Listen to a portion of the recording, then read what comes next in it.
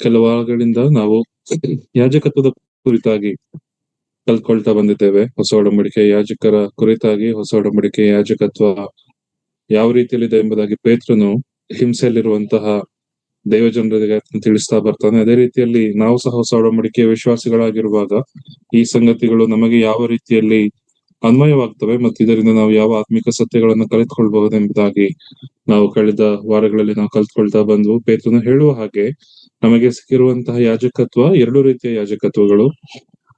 ನಾವು ಪರಿಶುದ್ಧ ದೇವರ ಸನ್ನಿಧಾನದಲ್ಲಿ ಯಜ್ಞವನ್ನ ಅರ್ಪಿಸುವಂತಹ ಪರಿಶುದ್ಧವಾದಂತಹ ಯಾಜಕರು ಮತ್ತು ದೇವರ ಸನ್ನಿಧಾನದಿಂದ ಆಚೆ ಬಂದು ಅನ್ಯರೊಂದಿಗೆ ದೇವರ ಗುಣಾತಿಶಯಗಳನ್ನು ಪ್ರಚಾರ ಪಡಿಸುವಂತಹ ರಾಜವಂಶಸ್ಥರಾದಂತಹ ಯಾಜಕರುಗಳು ನಾವೆಂಬುದಾಗಿ ನಾವು ಕಲಿತ್ಕೊಳ್ತಾ ಬಂದ್ವು. ಮತ್ತು ಯಾಜಕರ ಒಂದು ಕಾರ್ಯಗಳನ್ನ ಪೇತ್ರನು ತನ್ನ ಪತ್ರಿಕೆಯಲ್ಲಿ ಬರೆಯುತ್ತಾ ಬರುವಾಗ, ಹಾಗಾದ್ರೆ ಯಾಜಕರು ಎಂಬುದಾಗಿ ಹೇಳುವಾಗ ಯಾಜಕರಿಗೆ ಕೆಲವು ಜವಾಬ್ದಾರಿಗಳಿದೆ ಅಲ್ವಾ, ಹಳೆ ಒಡಂಬಡಿಕೆಯಲ್ಲಿ ಕೊಟ್ಟಿದಾರಲ್ವಾ, ಅದು ನಮಗೆ ಹೇಗೆ ಅನ್ವಯವಾಗುತ್ತದೆ ಎಂಬುದಾಗಿ ನಾವು ಕಳೆದ ದಿನಗಳಲ್ಲಿ ಕಲ್ತ್ಕೊಳ್ತಾ ಬಂದು ಅನೇಕ ದೇವರು ಈ ಯಾಜಕರನ್ನ ಕರೆದಿರುವಾಗ ನೀನು ಸುಮ್ಮನೆ ಬಂದು ನಾನು ಸೇವೆ ಮಾಡಿ ಎಂಬುದಾಗಿ ಕರೆತಿಲ್ಲ, ಅವರಿಗೆ ಅನೇಕ ಜವಾಬ್ದಾರಿಗಳನ್ನ ಕೊಟ್ಟಿದ್ದಾನೆ. ಅವ್ರು ಯಾವ ರೀತಿಯಲ್ಲಿ ಜೀವಿಸ್ಬೇಕೆಂಬುದಾಗಿ ಹೇಳಿದ್ದಾನೆ. ಯಾಕಂದ್ರೆ ಅವರಿಗೆ ಸಿಕ್ಕಿದಂತಹ ಕರೆ ಉನ್ನತವಾದ ದೇವರಿಂದ ಬಂದದ್ದು. ಅದು ತಮ್ಮ ಸಾಮರ್ಥ್ಯ ಅರ್ಹತೆಗಳಿಂದ ಅಲ್ಲ, ಆದ್ರೆ ದೇವರು ಅದನ್ನ ಅವರಿಗೆ ದಯಪಾಲಿಸಿ ಕೊಟ್ಟದ್ದು. ಮತ್ತು ಆ ದೇವರು ಕೊಟ್ಟಂತಹ ಕಾರ್ಯವನ್ನು ಅವರು ಮಾಡುವಾಗ ಯಾವ ರೀತಿಯಲ್ಲಿ ದೇವರು ಹೇಳ್ತಾನೋ ಅದೇ ರೀತಿಯಲ್ಲಿ ಅವ್ರ ಕೆಲಸವನ್ನು ಮಾಡ್ಬೇಕು. ಮತ್ತು ಆ ಕೆಲಸಕ್ಕೆ ಸೇರೋದಕ್ಕಿಂತಲೂ ಮೊದಲು ಅವರು ಕೆಲ ಸಂಗತಿಗಳನ್ನ ಮಾಡ್ತಾ ಬರ್ಬೇಕು ಎಂಬುದಾಗಿ ಕಳೆದ ವಾರಗಳಲ್ಲಿ ನಾವು ನೋಡ್ತಾ ಬಂದೆವು. ಅನೇಕ ಜವಾಬ್ದಾರಿಗಳೇನು, ಅವ್ರು ಯಾವ ಕೆಲಸಗಳನ್ನ ಮಾಡ್ಬೇಕು, ಯಾವ ರೀತಿಯಲ್ಲಿ ಮಾಡ್ಬೇಕು, ಅವರು ಈ ಕೆಲಸಕ್ಕೆ ಕರೆಯಲ್ಪಟ್ಟಿರುವಾಗ ಅವರ ಜೀವನ ಶೈಲಿ ಹೇಗಿರ್ಬೇಕು, ಅವರ ಉಡುಗೆ ಬಟ್ಟೆ, ಅವರ ಮನೆಯ ಸಂಗತಿಗಳು, ಅವರ ವಿವಾಹದ ಸಂಗತಿಗಳು ಹೇಗಿರ್ಬೇಕೆಂಬುದಾಗಿ ನಾವು ಅದನ್ನ ಕಲ್ತ್ಕೊಳ್ತಾ ಬಂದ್ವು. ಮತ್ತು ಈ ಸಂಗತಿಗಳನ್ನ ದೇವರು ಅರಣ್ಯ ಪ್ರಯಾಣದಲ್ಲಿ ಅದನ್ನು ಮಾಡುವಾಗ, ಅರಣ್ಯ ಪ್ರಯಾಣದಲ್ಲಿ ಇಸ್ರಾಯೇಲರಿಗಿದ್ದಂತಹ ಒಂದು ಸಂಗತಿಗಳು, ಇಸ್ರಾಯೇಲರ 11 ಕುಲದಲ್ಲಿದ್ದಂತಹ ವಿಚಾರಗಳು, ಮತ್ತು ಈ ಯಾಜಕ ಸೇವೆಯನ್ನು ಮಾಡುತ್ತಾ ಬಂದಂತಹ ಲೇವಿ ಕುಲದವರಿಗೆ, ಲೇವಿಯರಲ್ಲಿಯೂ ಒಂದು ಕುಟುಂಬ, ಆರೋನನಿಗೂ ಮತ್ತು ಆತನ ಸಂತಾನದವರಿಗೆ ಯಾಜಕ ಕಾರ್ಯ ಅದು ಕೊಡ್ತಾ ಬಂದಿರುವಾಗ ಅವರಿಗಿದ್ದಂತಹ ಶ್ರೇಷ್ಠತೆ ಉಳಿದ 11 ಕುಲಗಳಿಗೆ ಹೋಲಿಸಿದಂತೆ ಅವರಿಗೆ ಯಾವ ಶ್ರೇಷ್ಠತೆ ಇತ್ತು, ಅವರಿಗೆ ಇದ್ದಂತಹ ಸಪರೇಷನ್ ಏನು, ಅವರು ಯಾವಾಗಲೂ ದೇವರನ್ನು ದೃಷ್ಟಿಸಿ ನೋಡುವಂತಹ ಒಂದು ಸ್ಥಿತಿಯಲ್ಲಿ ಅವರಿದ್ರು ಎಂಬುದಾಗಿ ನಾವು ಕಲ್ತ್ಕೊಳ್ತಾ ಬಂದವು. ಮತ್ತು ಈ ಯಾಜಕ ಸೇವೆಯಲ್ಲಿ ಅನೇಕ ಸಂಗತಿಗಳನ್ನ ಅವರು ಯಾಜಕರು ಹಾದು ಹೋಗ್ಬೇಕಾಗಿತ್ತು. ದೇವರ ಆಲಯ ಅಥವಾ ದೇವರ ಗುಡಾರದ ಬಳಿಗೆ ಅವರು ಬರುವಾಗ ಅದು ಗುಡಾರದಲ್ಲಿ ಅನೇಕ ಸಂಗತಿಗಳಿದ್ವು. ಮತ್ತು ಆ ಸಂಗತಿಗಳಿಗೆ ಹೋಗುವುದಕ್ಕಿಂತಲೂ ಮೊದಲು ನಾವು ಯಾಜಕರ ಅರ್ಹತೆಗಳನ್ನ ಕಲ್ತ್ಕೊಳ್ತಾ ಬಂದ್ವು. ಮತ್ತು ಯಾಜಕರಿಗೆ ಕೆಲ ನಿರ್ದಿಷ್ಟ ಕಾರ್ಯಗಳನ್ನು ದೇವರು ಕೊಟ್ಟಿದ್ರು. ಆ ಕಾರ್ಯಗಳನ್ನ ಅವರು ಮಾಡದೆ ಹೋದಾಗ ಅವರು ದೇವರ ಶಿಕ್ಷೆಗೆ ಗುರಿಯಾಗ್ತಿದ್ರು. ದೇವರವ್ರಿಗೆ ಕೊಟ್ಟಂತ ಕೆಲಸವನ್ನ ಅವರು ಚಾಚು ತಪ್ಪದೆ ಮಾಡ್ಬೇಕಾಗಿತ್ತು. ದೇವರವ್ರಿಗೆ ಕೊಟ್ಟಂತ ಕೆಲಸವನ್ನ ಮಾಡುವಾಗ ಇತರರು ಅವರ ಬಳಿಯಲ್ಲಿ ಬರಬಾರದಿತ್ತು. ಅಂದ್ರೆ ಪರಿಶುದ್ಧ ಸ್ಥಳ, ಮಹಾಪರಿಶುದ್ಧ ಸ್ಥಳ, ಈ ಒಳಾಂಗಣದ ಒಳಗಡೆ ಯಾರು ಬರೋ ಹಾಗೆ ಇರ್ಲಿಲ್ಲ. ಅದನ್ನು ಕೇವಲ ಯಾಜಕರು ಮಾತ್ರವೇ ಅಲ್ಲಿ ಸೇವೆ ಮಾಡಬೇಕು. ಅಕಸ್ಮಾತ್ ಅಲ್ಲಿ ಏನಾದ್ರು ತಪ್ಪಾದ್ರೆ ಅದನ್ನ ಆ ತಪ್ಪಿನ ಒಂದು ಶಿಕ್ಷೆಯನ್ನ ಆರೋನನು ಮತ್ತು ಅವನ ಸಂತಾನದವರು ಮಾತ್ರವೇ ಅನುಭವಿಸ್ಬೇಕು.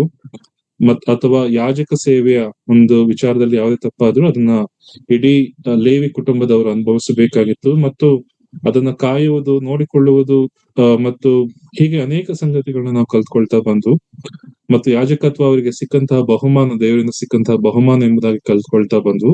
ಮತ್ತು ಯಾಜಕರಿಗೆ ಈ ಲೋಕದಲ್ಲಿ ಯಾವುದೇ ವಿಧವಾದಂತಹ ಸ್ವಾಸ್ಥ್ಯ ಇಲ್ಲ. 11 ಕುಲಗಳಿಗೆ ಸ್ವಾಸ್ಥ್ಯ ಇದೆ, ಆದ್ರೆ ಈ ಲೇವಿ ಕುಲದವರಿಗೆ ಸ್ವಾಸ್ಥ್ಯವಿಲ್ಲ. ಯಾಕೆಂಬುದಾಗಿ ನಾವು ನೋಡುವಾಗ ಯೆಹೋವ ದೇವರು ತಾನೇ ಅವರಿಗೆ ಸ್ವಾಸ್ಥ್ಯವಾಗಿದ್ದಾನೆ. ಯೆಹೋವ ದೇವರು ತಾನೇ ಅವರಿಗೆ ಎಲ್ಲಾ ರೀತಿಯ ಆಸ್ತಿಯಾಗಿದ್ದಾನೆ ಎಂಬುದಾಗಿ ಹೇಳ್ತಾ ಬರ್ತಾನೆ. ಆದ್ದರಿಂದ ಅವರಿಗೆ ಭೂಲೋಕಕ್ಕೆ ಸಂಬಂಧವಂತ ಯಾವುದೇ ಆಸ್ತಿ ಸಹ ಅವ್ರಿಗೆ ಇರಲಿಲ್ಲ. ಅವರು ಇಡೀ 11 ಕುಲಗಳ ಕೆಲಸವನ್ನು ಮಾಡುತ್ತಾ 11 ಕುಲಗಳ ಪರವಾಗಿ ನಿಂತ್ಕೊಂಡಂತ ಒಂದು ಸಂಗತಿಯನ್ನು ನಾವು ನೋಡ್ತಾ ಬಂದೆವು.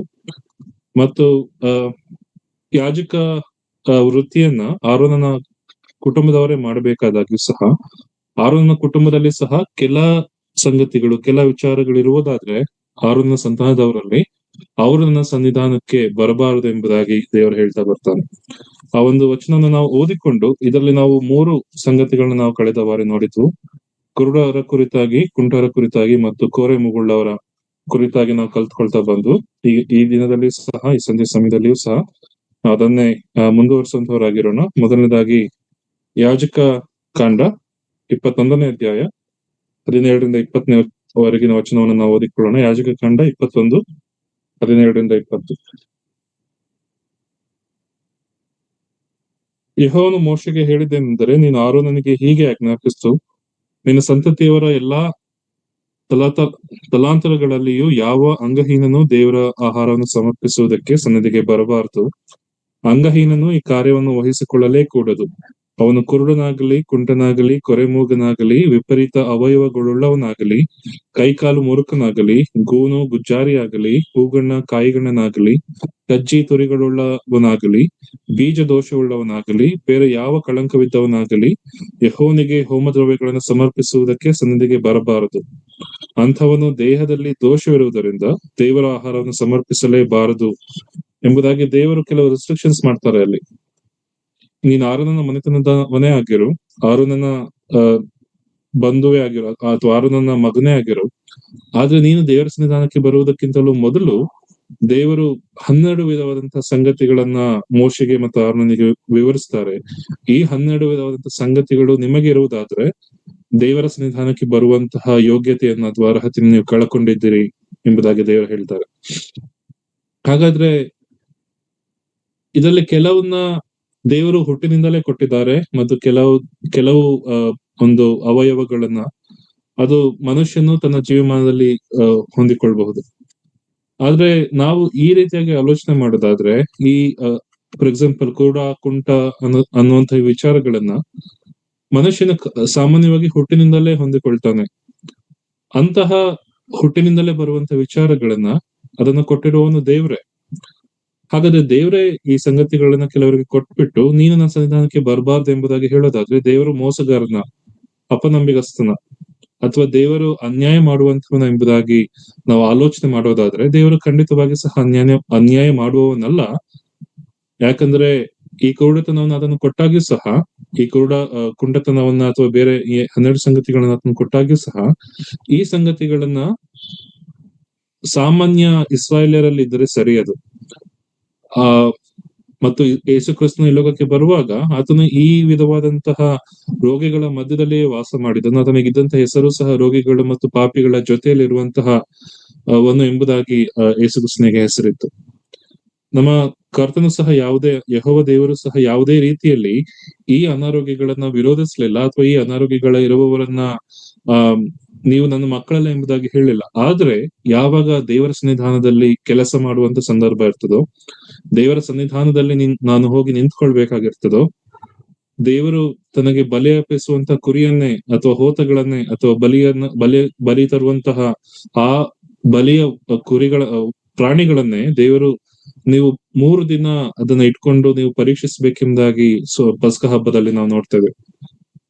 ಅಂದ್ರೆ ಪರಿಶೋಧಿಸಿ ಯಾವುದೇ ಅವಯವಗಳಿಲ್ಲದಂತಹ ಪೂರ್ಣಾಂಗವಾದಂತಹ ಪ್ರಾಣಿಯನ್ನ ನೀವು ನನಗೆ ಯಜ್ಞ ಮಾಡಲು ತರಬೇಕೆಂಬುದಾಗಿ ಹೇಳುವಂತ ದೇವರು ತನ್ನ ಸನ್ನಿಧಾನಕ್ಕೆ ಬರುವಾಗ ಇನ್ನೂ ಸಹ ಆತನು ಹೆಚ್ಚಿನ ಪರಿಶುದ್ಧತೆಯನ್ನ ನಮ್ಮಲ್ಲಿ ಹುಡುಕ್ತಾನಲ್ವೇ, ಇನ್ನೂ ಹೆಚ್ಚಿನ ಯೋಗ್ಯತೆಯನ್ನ, ವಿಧೇಯತೆಯನ್ನು ನಮ್ಮಲ್ಲಿ ಹುಡುಕ್ತಾನಲ್ವೇ.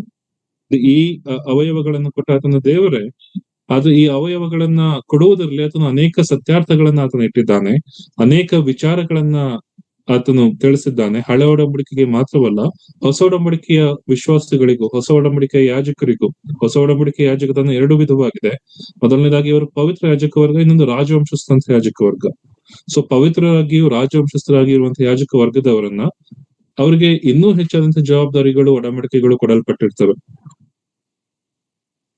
ಉಜ್ಜಿಯನ ಒಂದು ಜೀವಮಾನವನ್ನು ನಾವು ನೋಡೋದಾದ್ರೆ ಆತನು ಅರಮನೆಯಲ್ಲಿ ಇರ್ತಾನೆ, ಅರಸನಾಗಿರ್ತಾನೆ.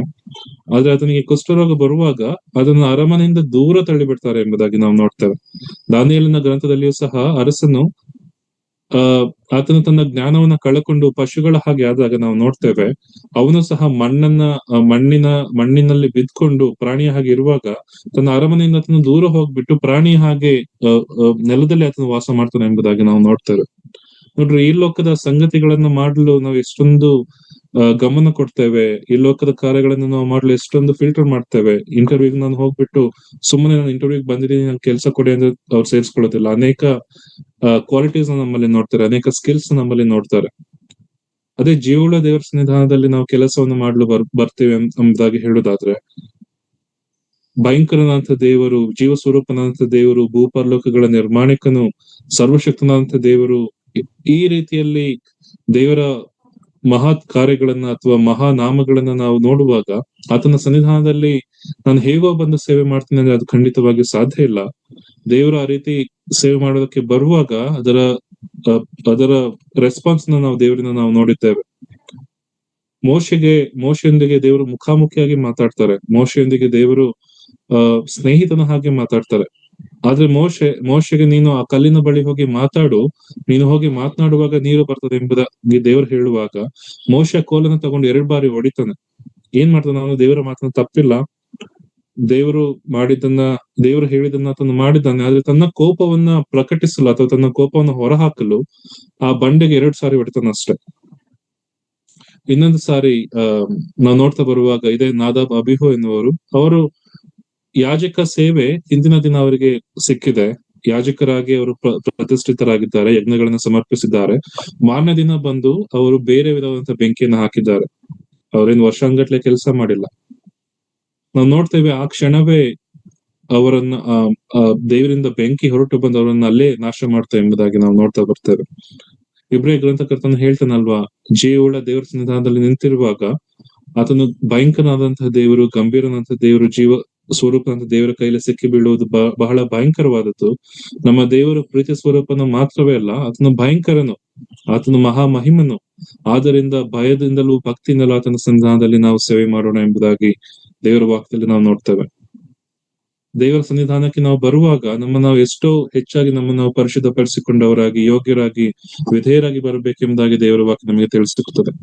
ಈ ಯಾಜಕರು ದೇವರ ಸನ್ನಿಧಾನಕ್ಕೆ ಪ್ರತಿದಿನ, ಪ್ರತಿ ವಾರ ಅನೇಕ ಸಂಗತಿಗಳನ್ನ ಮಾಡಲು ಅವರು ಬರುವಾಗ ಈ ಗುರುತುಗಳನ್ನು ಇಟ್ಕೊಂಡು ಹೋಗೋದಾದ್ರೆ ಖಂಡಿತವಾಗಿ ಅದನ್ನ ದೇವರು ಮೆಚ್ಚೋದಿಲ್ಲ ಮತ್ತು ದೇವರಿಂದ ಅವರ ಶಿಕ್ಷೆಯನ್ನು ಸಹ ಹೊಂದಿಕೊಳ್ಬೇಕಾಗಿತ್ತು. ಇದನ್ನು ನಾವು ಕಳೆದ ಬಾರಿ ನೋಡ್ತಾ ಕೂಡ ಬಂದಿದ್ದೇವೆ ಕುರುಡರ ಕುರಿತಾಗಿ. ಈ ಕುರುಡ ಆತನು ಆರೋನನ ವಂಶದವನೇ ಆಗಿದ್ದಾಗ್ಯೂ ಸಹ ಆತನಿಗೆ ಕಣ್ಣು ಕಾಣೋದಿಲ್ಲ. ಅವನು ಗುಡಾರದ ಒಳಗಡೆ ಬರಬಹುದು, ಹೊರಾಂಗಣಕ್ಕೆ ಬರಬಹುದು. ಹೊರಾಂಗಣದಲ್ಲಿ ಬಹಳ ಜಾಗ ಇದೆ. ಆದ್ರೆ ಅವನು ಒಳಾಂಗಣಕ್ಕೆ ಬರೋದಾದ್ರೆ ಒಳಾಂಗಣದಲ್ಲಿ ಕೇವಲ 2 ಭಾಗಗಳಿದೆ. 2ನೇ ಭಾಗದಲ್ಲಿ ಮೊದಲನೇ ಭಾಗ ಅಂದ್ರೆ ಪವಿತ್ರ ಸ್ಥಾನಕ್ಕೆ ಬರುವಾಗ ಅಲ್ಲಿ 3 ವಸ್ತುಗಳು ಇಡಲ್ಪಟ್ಟಿವೆ. ಅವನ ಎದುರುಗಡೆ ಧೂಪ ವೇದಿ ಇದೆ, ಬಂಗಾರದ ಧೂಪ ವೇದಿ ಇದೆ. ಅವನ ಬಲಗಡೆ ನಾವು ನೋಡ್ತಾ ಬರ್ತೇವೆ ರೊಟ್ಟಿಯ ಮೇಜಿದೆ. ಅಲ್ಲಿ 12 ರೊಟ್ಟಿಗಳನ್ನ ಇಟ್ಟಿದ್ದಾರೆ, ಅದರ ಮೇಲೆ ಧೂಪವನ್ನ ಇಟ್ಟಿದ್ದಾರೆ. ಮತ್ತು ಆತನ ಎಡಗಡೆಯಲ್ಲಿ ಬಂಗಾರದ ದೀಪಸ್ತಂಭ ಇದೆ. ಈ ಇದೆಲ್ಲ ತಿಳಿದದ್ದಾಗ್ಯೂ ಸಹ ಆತನ ದೇವರ ಸನ್ನಿಧಾನದಲ್ಲಿ ಒಳಗೆ ಹೋಗುವಾಗ ಎಲ್ಲಿ ಏನಿದೆ ಎಂಬುದಾಗಿ ತಿಳಿಯದೆ ಆತನ ಅನೇಕ ರೀತಿಯಲ್ಲಿ ದೇವರ ಸನ್ನಿಧಾನವನ್ನ ಆ ಒಂದು ಕ್ರಮವನ್ನು ಅದನ್ನ ಮೀರಬಹುದು. ಅದನ್ನ ಹೊಸ ಒಡಂಬಡಿಕೆಯ ಕ್ರಮದಲ್ಲಿ ನಾವು ನೋಡೋದಾದ್ರೆ ಅನೇಕ ಕುರುಡುತನದ ಕುರಿತಾಗಿ ಕ್ರಿಸ್ತನ್ ಹೇಳ್ತಾ ಬರ್ತಾನೆ. ಆದಾಗ್ಯೂ ಕಳೆದ ಬಾರಿ ನಾವು ಕಲಿತಂತಹ ಸಂಗತಿ ಮೊದಲನೇ ಯೋಹಾನನ ಪತ್ರಿಕೆಯಲ್ಲಿ ನಾವು ನೋಡ್ತೇವೆ. ಅದನ್ನ ಇನ್ನೊಂದು ಸಾರಿ ಓದ್ಕೊಳ್ಳೋಣ. 2ನೇ ಅಧ್ಯಾಯದ 8ರಿಂದ 11ನೇ ವಚನದಲ್ಲಿ ಯೋಹಾನನು ಈ ರೀತಿಯಲ್ಲಿ ಬರೀತಾ ಬರ್ತಾನೆ. 1 ಯೋಹಾನ 2ನೇ ಅಧ್ಯಾಯ 8ರಿಂದ 11ನೇ ವಚನ. ಆದರೂ ನಾನು ನಿಮಗೆ ಬರೆಯುವುದು ಹೊಸ ಅಪ್ಪಣೆಯೇ, ಇದು ಆತನಲ್ಲಿಯೂ ನಿಮ್ಮಲ್ಲಿಯೂ ಸತ್ಯವಾಗಿದೆ. ಹೇಗೆಂದರೆ ಕತ್ತಲೆಯು ಕಳೆದು ಹೋಗುತ್ತದೆ, ನಿಜವಾದ ಬೆಳಕು ಈಗ ಪ್ರಕಾಶಿಸುತ್ತಲಿದೆ. ಬೆಳಕಿನಲ್ಲಿದ್ದೇನೆಂದು ಹೇಳಿಕೊಂಡು ತನ್ನ ಸಹೋದರನನ್ನು ದ್ವೇಷಿಸುವವನು ಈವರೆಗೂ ಕತ್ತಲೆಯಲ್ಲಿದ್ದಾನೆ. ತನ್ನ ಸಹೋದರನನ್ನು ಪ್ರೀತಿಸುವವನು ಬೆಳಕಿನಲ್ಲಿ ನೆಲೆಗೊಂಡಿದ್ದಾನೆ ಮತ್ತು ಅವನಲ್ಲಿ ವಿಘ್ನಕರವಾದದ್ದು ಏನೂ ಇಲ್ಲ. ತನ್ನ ಸಹೋದರನನ್ನು ದ್ವೇಷಿಸುವವನು ಕತ್ತಲೆಯಲ್ಲಿದ್ದಾನೆ, ಕತ್ತಲೆಯಲ್ಲಿ ನಡ್ಕೊಳ್ಳುತ್ತಾನೆ. ಕತ್ತಲೆಯ ಅವನ ಕಣ್ಣುಗಳನ್ನು ಕಾಣದೆ ಹಾಗೆ ಮಾಡಿದ್ದರಿಂದ ತನ್ನ ಎಲ್ಲಿ ಹೋಗುತ್ತಾನೆ ಅವನಿಗೆ ತಿಳಿಯದು ಎಂಬುದಾಗಿ. ಇದೇ ಪೇತ್ರನು ತನ್ನ ಪತ್ರಿಕೆಯಲ್ಲಿ ಬರೆಯುವಾಗ, ಮೊದಲನೇ ಪೇತ್ರನ ಪತ್ರಿಕೆ 2ನೇ ಅಧ್ಯಾಯದ 9ನೇ ವಚನದಲ್ಲಿ ನಾವು ಕತ್ತಲೆಯಲ್ಲಿದ್ದೆವು. 9ನೇ ವಚನದಲ್ಲಿ ನಾವು ನೋಡ್ತೇವೆ, ಆತನು ನಮ್ಮನ್ನ ಕತ್ತಲೆಯೊಳಗಿಂದ ಕರೆದು ತನ್ನ ಆಶ್ಚರ್ಯಕರವಾದ ಬೆಳಕಿನಲ್ಲಿ ಸೇರಿಸಿದ್ದಾನೆ ಎಂಬುದಾಗಿ ನಾವು ನೋಡ್ತಾ ಬರ್ತೇವೆ. ಈ ರೀತಿ ನಮ್ಮನ್ನ ಆಶ್ಚರ್ಯಕರವಾದ ಬೆಳಕಿಗೆ ಕರೆತಂದಾಗ್ಯೂ, ಕತ್ತಲಿನಿಂದ ನಮ್ಮನ್ನ ಆಚೆ ತಂದು ಬೆಳಕಿಗೆ ಸೇರಿಸಿದಾಗ್ಯೂ ನಾವು ನೋಡ್ತಾ ಬರ್ತೇವೆ. ನಾನು ಕುರುಡನಾಗಿರೋದಾದ್ರೆ, ನನ್ನ ಸಹೋದರನನ್ನ ದ್ವೇಷ ಮಾಡೋದಾದ್ರೆ, ನನ್ನ ಸಹೋದರನ ಮೇಲೆ ಪ್ರೀತಿ ಇಲ್ಲದೆ ಹೋದ್ರೆ ನಾನು ಇನ್ನೂ ಕುರುಡನಾಗಿದ್ದೇನೆ ಎಂಬುದಾಗಿ ದೇವರ ವಾಕ್ಯ ನನಗೆ ತಿಳಿಸುತ್ತದೆ. ಯಾಜಕ ಸೇವೆಯನ್ನು ಮಾಡಲು ಕರೆದಿರುವಂತಹ ನಾನು ಪ್ರೀತಿಸದೇ ಹೋದ್ರೆ ಅಥವಾ ಹಳೆ ದ್ವೇಷಗಳು ನನ್ನಲ್ಲಿ ಇರೋದಾದ್ರೆ, ನನ್ನ ಸಹೋದರನ ಬಗ್ಗೆ, ಸಹೋದರಿಯ ಬಗ್ಗೆ, ಮನೆಯಲ್ಲಿ ಕುಟುಂಬಸ್ಥರ ನಡುವೆ, ಗಂಡ ಹೆಂಡಂದಿರ ನಡುವೆ, ಮಕ್ಕಳ ನಡುವೆ, ಸ್ನೇಹಿತರ ನಡುವೆ, ಹೀಗೆ ನನ್ನ ಸಹೋದರರ, ನನ್ನ ದೇವಜನರ ಮಧ್ಯದಲ್ಲಿ ಆ ದ್ವೇಷ ಇರೋದಾದ್ರೆ ಖಂಡಿತವಾಗಿ ದೇವರ ಯಾಜಕ ಸೇವೆಯನ್ನು ಮಾಡಲು ನಾನು ಯೋಗ್ಯನಲ್ಲ. ಯಾಕಂದ್ರೆ ನಾನು ಎಲ್ಲಿ ಹೋಗ್ತೇನೆ ನನಗೆ ತಿಳಿಯದು ಎಂಬುದಾಗಿ ದೇವರ ವಾಕ್ಯ ನನಗೆ ತಿಳಿಸ್ತದೆ. ಆದ್ದರಿಂದ ಯಾಜಕ ಸೇವೆಯನ್ನು ಮಾಡಲು ಕರೆದಿರುವಂತಹ ನಮ್ಮನ್ನ ದೇವರು ಕುರುಡುತನ ನಿನ್ನಲ್ಲಿ ಇರಬಾರದು ಎಂಬುದಾಗಿ ದೇವರು ಬಯಸುವಾಗ, ನಾನು ಯಾವ ರೀತಿಯಲ್ಲಿ ನನ್ನ ಕಣ್ಣಿನ ದೃಷ್ಟಿ ಇದೆ, ಕಣ್ಣು ಕಾಣದೆ ಹೋದ್ರೆ ಕನ್ನಡಕ ಹಾಕೋಬಹುದು, ಈಗ ಆಪರೇಷನ್ಸ್ ಇದೆ ಮಾಡಿಸ್ಕೋಬಹುದು. ಆದ್ರೆ ಕುರುಡುತನ ಆದ್ರೆ ಖಂಡಿತವಾಗಿ ನನ್ನ ದೃಷ್ಟಿ ಸಂಪೂರ್ಣವಾಗಿ ಹೋಗುವಾಗ ಏನೇ ಆಪರೇಷನ್ಸ್ ಮಾಡಿಸ್ಕೊಂಡಾಗಿಯೂ ಸಹ ಅದು ಸಾಧ್ಯವಿಲ್ಲ. ನಾನು ದೈಹಿಕವಾಗಿ ನೋಡುವಾಗ ನಂಗೆ ಡೋನರ್ಸ್ ಇಂದ ನನ್ನ ಕಣ್ಣನ್ನ ತಗೊಂಡು ನನ್ನ ದೃಷ್ಟಿಯನ್ನ ಪಡ್ಕೊಳ್ಬಹುದು. ಆದಾಗ್ಯೂ ಸಹ ಆತ್ಮಿಕ ಕುರುಡುತನ ಅದನ್ನ ನಾನು ತೆಗೆಯದೆ ಹೋದ್ರೆ ಖಂಡಿತವಾಗಿ ದೇವರ ಮುಂದೆ ನಿಲ್ಲಲು ಸಾಧ್ಯವಿಲ್ಲ. ಮತ್ತು ಕೊರಿಂಥದವರಿಗೆ ಬರೆದ ಪತ್ರಿಕೆಯಲ್ಲಿ ನಾವು ನೋಡ್ತೇವೆ, ಇದರಿಂದ ಎಷ್ಟೋ ರೀತಿಯಲ್ಲಿ ನಾನು ತೊಂದರೆಗಳನ್ನು ಅನುಭವಿಸಬಹುದು. ಇದರಿಂದ ನನ್ನ ಆರಾಧನೆ, ನನ್ನ ಆತ್ಮಿಕ ಜೀವಿತ, ನನ್ನ ಲೌಕಿಕ ಜೀವಿತ ಎಷ್ಟೋ ರೀತಿಯಲ್ಲಿ ದಾರಿ ತಪ್ಪಿ ಹೋಗಬಹುದು ಮತ್ತು ದೇವರಿಂದ ನಾನು ಶಿಕ್ಷೆ ಅನುಭವಿಸಬಹುದು. ಇದರಿಂದ ನಾವು ಎಚ್ಚರವಾಗಿ ಮುಂದುವರಿಯುವಂತವರಾಗಿರೋಣ. ಎರಡನೇದಾಗಿ ನಾವು ನೋಡ್ತಾ ಬಂದಾಗಿ ಕುಂಟನ ಕುರಿತಾಗಿ, ಈ ಕುಂಟನಿಗೆ ಕಣ್ಣು ಕಾಣ್ತದೆ ಮತ್ತು ಎಲ್ಲಾ ಸರಿ ಇದೆ, ಆದ್ರೆ ಈತನಿಗೆ ನಡೆಯೋದಕ್ಕೆ ಸಾಧ್ಯ ಇಲ್ಲ. ಇದರ ಕುರಿತಾಗಿ ನಾವು ಅನೇಕ ಸಂಗತಿಗಳನ್ನ ಸಹ ನಾವು ನೋಡ್ತೇವೆ. ಅದನ್ನ ಕಳೆದ ಬಾರಿ ನಾವು ಕಲಿತಂತ ಸಂಗತಿ ಇಬ್ರಿಯರ ಪತ್ರಿಕೆಯಲ್ಲಿ ನಾವು ನೋಡ್ತಾ ಬರೋ ಹಾಗೆ, ಇಬ್ರಿಯ 12:11-13 ಯಾವ ಶಿಕ್ಷೆಯಾದರೂ ತತ್ಕಾಲಕ್ಕೆ ಸಂತೋಷಕರವಾಗಿ ತೋಚದೆ ದುಃಖಕರವಾಗಿ ತೋಚುತ್ತದೆ.